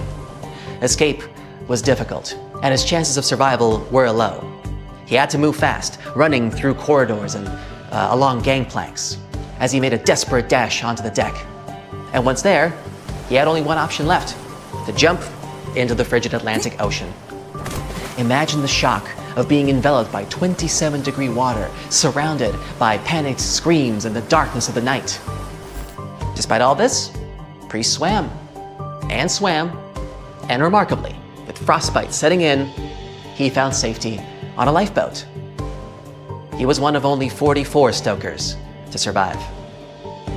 As if that wasn't enough, Priest would go on to survive 3 other sinking ship disasters, including the HMS Alcantara in 1916, the Titanic's sister ship the Britannic, also in 1916, and then the Donegal in 1917. It was for this miraculous record that he was later known as the unsinkable stoker. After the Donegal, Priest finally retired from working on ships, although he claimed he only did so because nobody would agree to sail with him. Now, people who had been in a shipwreck often remain afraid of water for the rest of their lives. But let me tell you a story of a woman who survived not 1, not 2, but 3 ship disasters and then continued to work on cruise liners as a stewardess. Meet Violet Jessup, Miss Unsinkable. Her childhood can be described in one word: short. Violet had to grow up very quickly to take care of her siblings. She was the oldest of 9 children. Life became even more difficult when she became very ill. The doctors were sure that she wouldn't survive, but she did. Shortly after recovering, she moved to England with her mother, took care of her sisters, and attended a convent school. Her mother worked as a stewardess at sea, and when she fell sick, young Violet followed in her footsteps. But because of her youth and beauty, no one wanted to hire her, thinking that she would distract passengers and crew. But Violet didn't give up, and instead came to one of the interviews in her worst clothes and with unkempt hair. She wanted to show that she was ready for hard work on the ship. She was hired on the spot. The first 2 years passed uneventfully, but then a series of incredible fortunes began, or misfortunes depending on how you look at it. In 1910, Miss Jessup got a job on the most luxurious liner of its time, the Royal Mail ship Olympic. This ship sailed across the Atlantic from England to America. The engineers didn't focus on the speed of this vessel, but on its comfort. While working on that ship, Jessup was paid just £2 a month, the same as 200 pounds today. Hard work on the ship's deck from morning to night didn't frighten Jessup. She loved the job. She liked to talk to the people and enjoyed the beautiful views of the Atlantic. So, on September 20th, 1911, Jessup was working on the deck as usual. The sea was calm and the weather was excellent. The ship was sailing through the Solent Strait, which separates the Isle of Wight from the British mainland. At this moment, the British military cruiser Hawke appeared ahead. It should have simply passed by the Olympic, but something went wrong. For whatever reason, the ships started going straight at each other. The Olympic's captain tried to maneuver to avoid a collision, but failed. The Hawk's bow was designed specifically to ram other ships, so when it rammed the Olympic, it made an impact. The liner shuddered, and the people screamed in fear and panic. The ship had a huge hole in the starboard. Jessup fell from the force of the blow. It seemed that one of the biggest liners of its time was going to sink. But luckily, both ships stayed afloat, and nobody got hurt. You would think that an accident like this would frighten Jessup, but nope. She didn't give it a second thought, and it continued to work as a stewardess. In April of 1912, she decided to take a job on the best, most unsinkable ship of the time, where she was supposed to serve VIPs. Initially, she didn't want to work on this ship, only agreeing to it after much persuasion from her friends. And that's how Violet Jessup boarded the Titanic on April 10, 1912. 4 days later, when the infamous iceberg collided with the ship, Jessup was resting in her cabin. She was almost asleep when she felt the jolt. Immediately, she was called to the upper deck. Surprisingly, when the Titanic first hit the iceberg, almost nobody panicked. No one could believe that the unsinkable ship could actually sink. As the ship's hold was being filled with water, everybody was just calmly carrying on about their business on the upper decks. It was only when the cabin crew started instructing passengers to reach their lifeboats that panic finally set in. Jessup, along with other stewards, was actively aiding the passengers' evacuation to the lifeboats. The rule was that women and children were to be evacuated first. But when many of the women hesitated to step onto the lifeboats, delaying the crew's efforts, one of the ship's officers ordered Jessup to get into a boat to show the other women it was perfectly safe. Soon, others followed, and then someone suddenly thrust a swaddled baby into her hands. Without a second thought, Jessup hugged the child to her chest to keep it warm while the Titanic was sinking. She didn't let go of the baby until her lifeboat was picked up by the Carpathia, the ship that came to the rescue. As Jessup boarded the ship with the baby, a woman ran up to her and, without saying a word, snatched the child from Jessup's hands. I mean, she assumed the woman was the baby's mother, so she didn't try to get it back. She was too numb and frozen to think how strange it was this woman hadn't even said thank you for saving her baby. Many years later, Jessup would be reminded of this baby under some mysterious circumstances. After successfully surviving one of the most terrible shipwrecks in history, Jessup, of course, continued to work at sea. In 1916, she took a job as a nurse on the hospital ship Britannic, which you might remember is a sister ship to both the Olympic and the Titanic. Except this one sailed in the Aegean Sea. On November 21st, the ship was traveling down its very familiar route, but on that particular day, luck was not on its side. This would become the third shipwreck Jessup will have survived. However, this rescue wasn't as easy as the previous two. After the accident, the huge Britannic began to sink quickly. It took less than an hour for the ship to completely sink. Jessup didn't have time to board a lifeboat this time, so she jumped into the cold water. There, she swam to the closest lifeboat and got on. But then everyone on the boat noticed that the ship's propellers were still working. They were spinning in the water, creating a whirlpool that was pulling the boat toward them. Jessup jumped off the boat just in time to escape the propellers, but her ordeal was far from over. While in the water, she was pulled down to the ship's keel and hit her head. The only thing that saved her from losing consciousness, and probably her life, was her thick hair slightly cushioning the impact. And so, somehow, against all odds, Jessup got away from the engine and was soon picked up by another boat. For the next few years after this accident, Jessup was plagued by headaches. When she finally went to the doctor, he told her she was incredibly lucky to still be alive. The incident on the Britannic resulted in a fracture in her skull. You would think that 3 shipwrecks and a fractured skull would be enough to stop anyone, but not Violet Jessup. She continued to work on cruise ships until the year 1950. She even cruised on the world twice on the luxury liner Belgenland. Fortunately, the rest of Miss Jessup's career went without any further mishaps. In 1950, she moved to Great Ashfield in Suffolk County, having worked at sea for almost 42 years. Content with her career, she settled in a large cottage built in the 16th century. But a year into her retirement, she received a strange phone call. It was late at night, and Jessup was asleep when the phone rang. She picked up the phone and heard a woman's voice on the other end. The lady didn't introduce herself and asked right away, "Excuse me, was it you who saved the baby on the Titanic?" Jessup answered, "Yes, it was me." She laughed and hung up. Jessup later told her friend about this strange call. She assumed that some kids were playing a joke on her, but Jessup had never told anyone about the baby before that call. And according to the old records, the only child who was on the boat with Jessup was a boy. But those same records also said that the boy had been saved by another passenger. To this day, it's still unknown who the baby that Jessup rescued was. Either way, for surviving 3 different wrecks on 3 different ships, she was aptly dubbed Miss Unsinkable. And there you have it. 3 incredible stories of 3 remarkable individuals. And there's many more like them. Stories like these prove there's a hero in all of us that can come out in unexpected circumstances. But of course, I hope you'll never need to put that theory to the test. See you next time, and safe travels.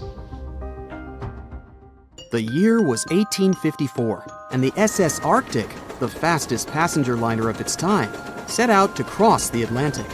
As it sailed through the misty veil, it slowly disappeared into the unknown. The Collins Line, an American shipping company, was started in 1818 and only began seriously trading in the transatlantic by 1835. Its steamships crossed the Atlantic from Liverpool to New York within just 10 days. Doesn't sound like a great speed today, I know, but back then, the same thing took other ships several weeks.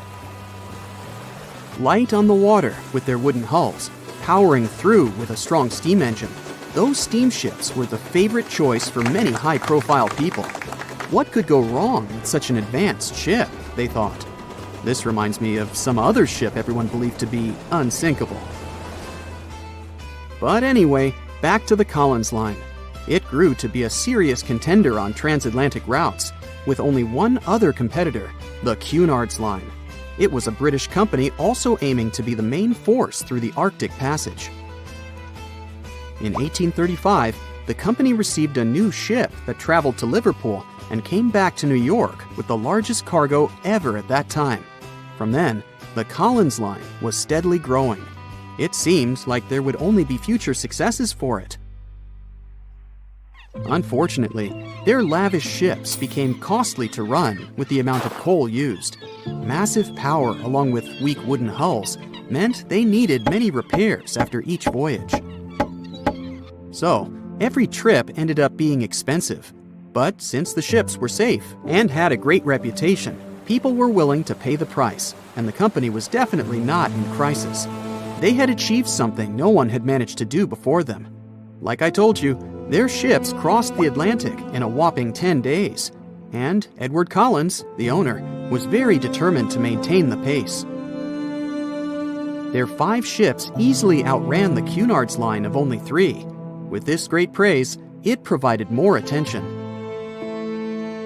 Though the Cunard's ships were slower with their iron hulls, they believed there was still profit, regardless of how slowly they sailed. Among Collins' ships, the Arctic, the third of them to be launched, was the largest, reaching 284 feet long, with 2 side-lever steam engines, each with 1,000 horsepower. The paddle wheels made 16 revolutions a minute when at full speed. At the time of its launch, the press called it the most stupendous vessel ever constructed in the United States. But glamour and fame couldn't avoid what would come next. On the 27th of September, the Arctic was on its journey from Liverpool to New York, continuing a speed pace through the thick fog. It's possible that by that moment, after 4 years of record-breaking trips, the crew became overconfident with their sailing and the ship. Going only 50 miles from Newfoundland, they carelessly continued through the fog with no radio contact, sonar, or any other form of identifying objects, equipped only with Morse code. A smaller ship, the SS Vesta, which operated as a fishing vessel, often worked around Newfoundland. It was passing through the same path as the Arctic and crashed into its side. Shocked by the collision, the captain of the Arctic offered help to the much smaller Vesta, but it was soon clear that the damage that seemed minor on the Arctic was far worse. Beneath the waterline, a hole was letting water into the hull. The cost of the much faster wooden hull now seemed less valuable. They steered toward land, trying to plug the holes, but they weren't doing so well, and the seawater continued to pour in, filling up higher and pushing the ship down. And finally, once the engine room was full, it put out the boilers, taking away the massive power the Arctic was once legendary for. They moved slowly until coming to a complete stop. The ship continued to sink, and the order was to abandon it. At the time, maritime law allowed for the Arctic to carry only 6 lifeboats, only capable of saving 180 people. The crew and some of the passengers managed to push their way aboard and took most of the seats on those boats. Things were pretty wild, and everyone forgot about their manners, not letting the ladies and the youngest ones board first. It took 4 hours for the Arctic to sink. 150 crew and 250 passengers were on board.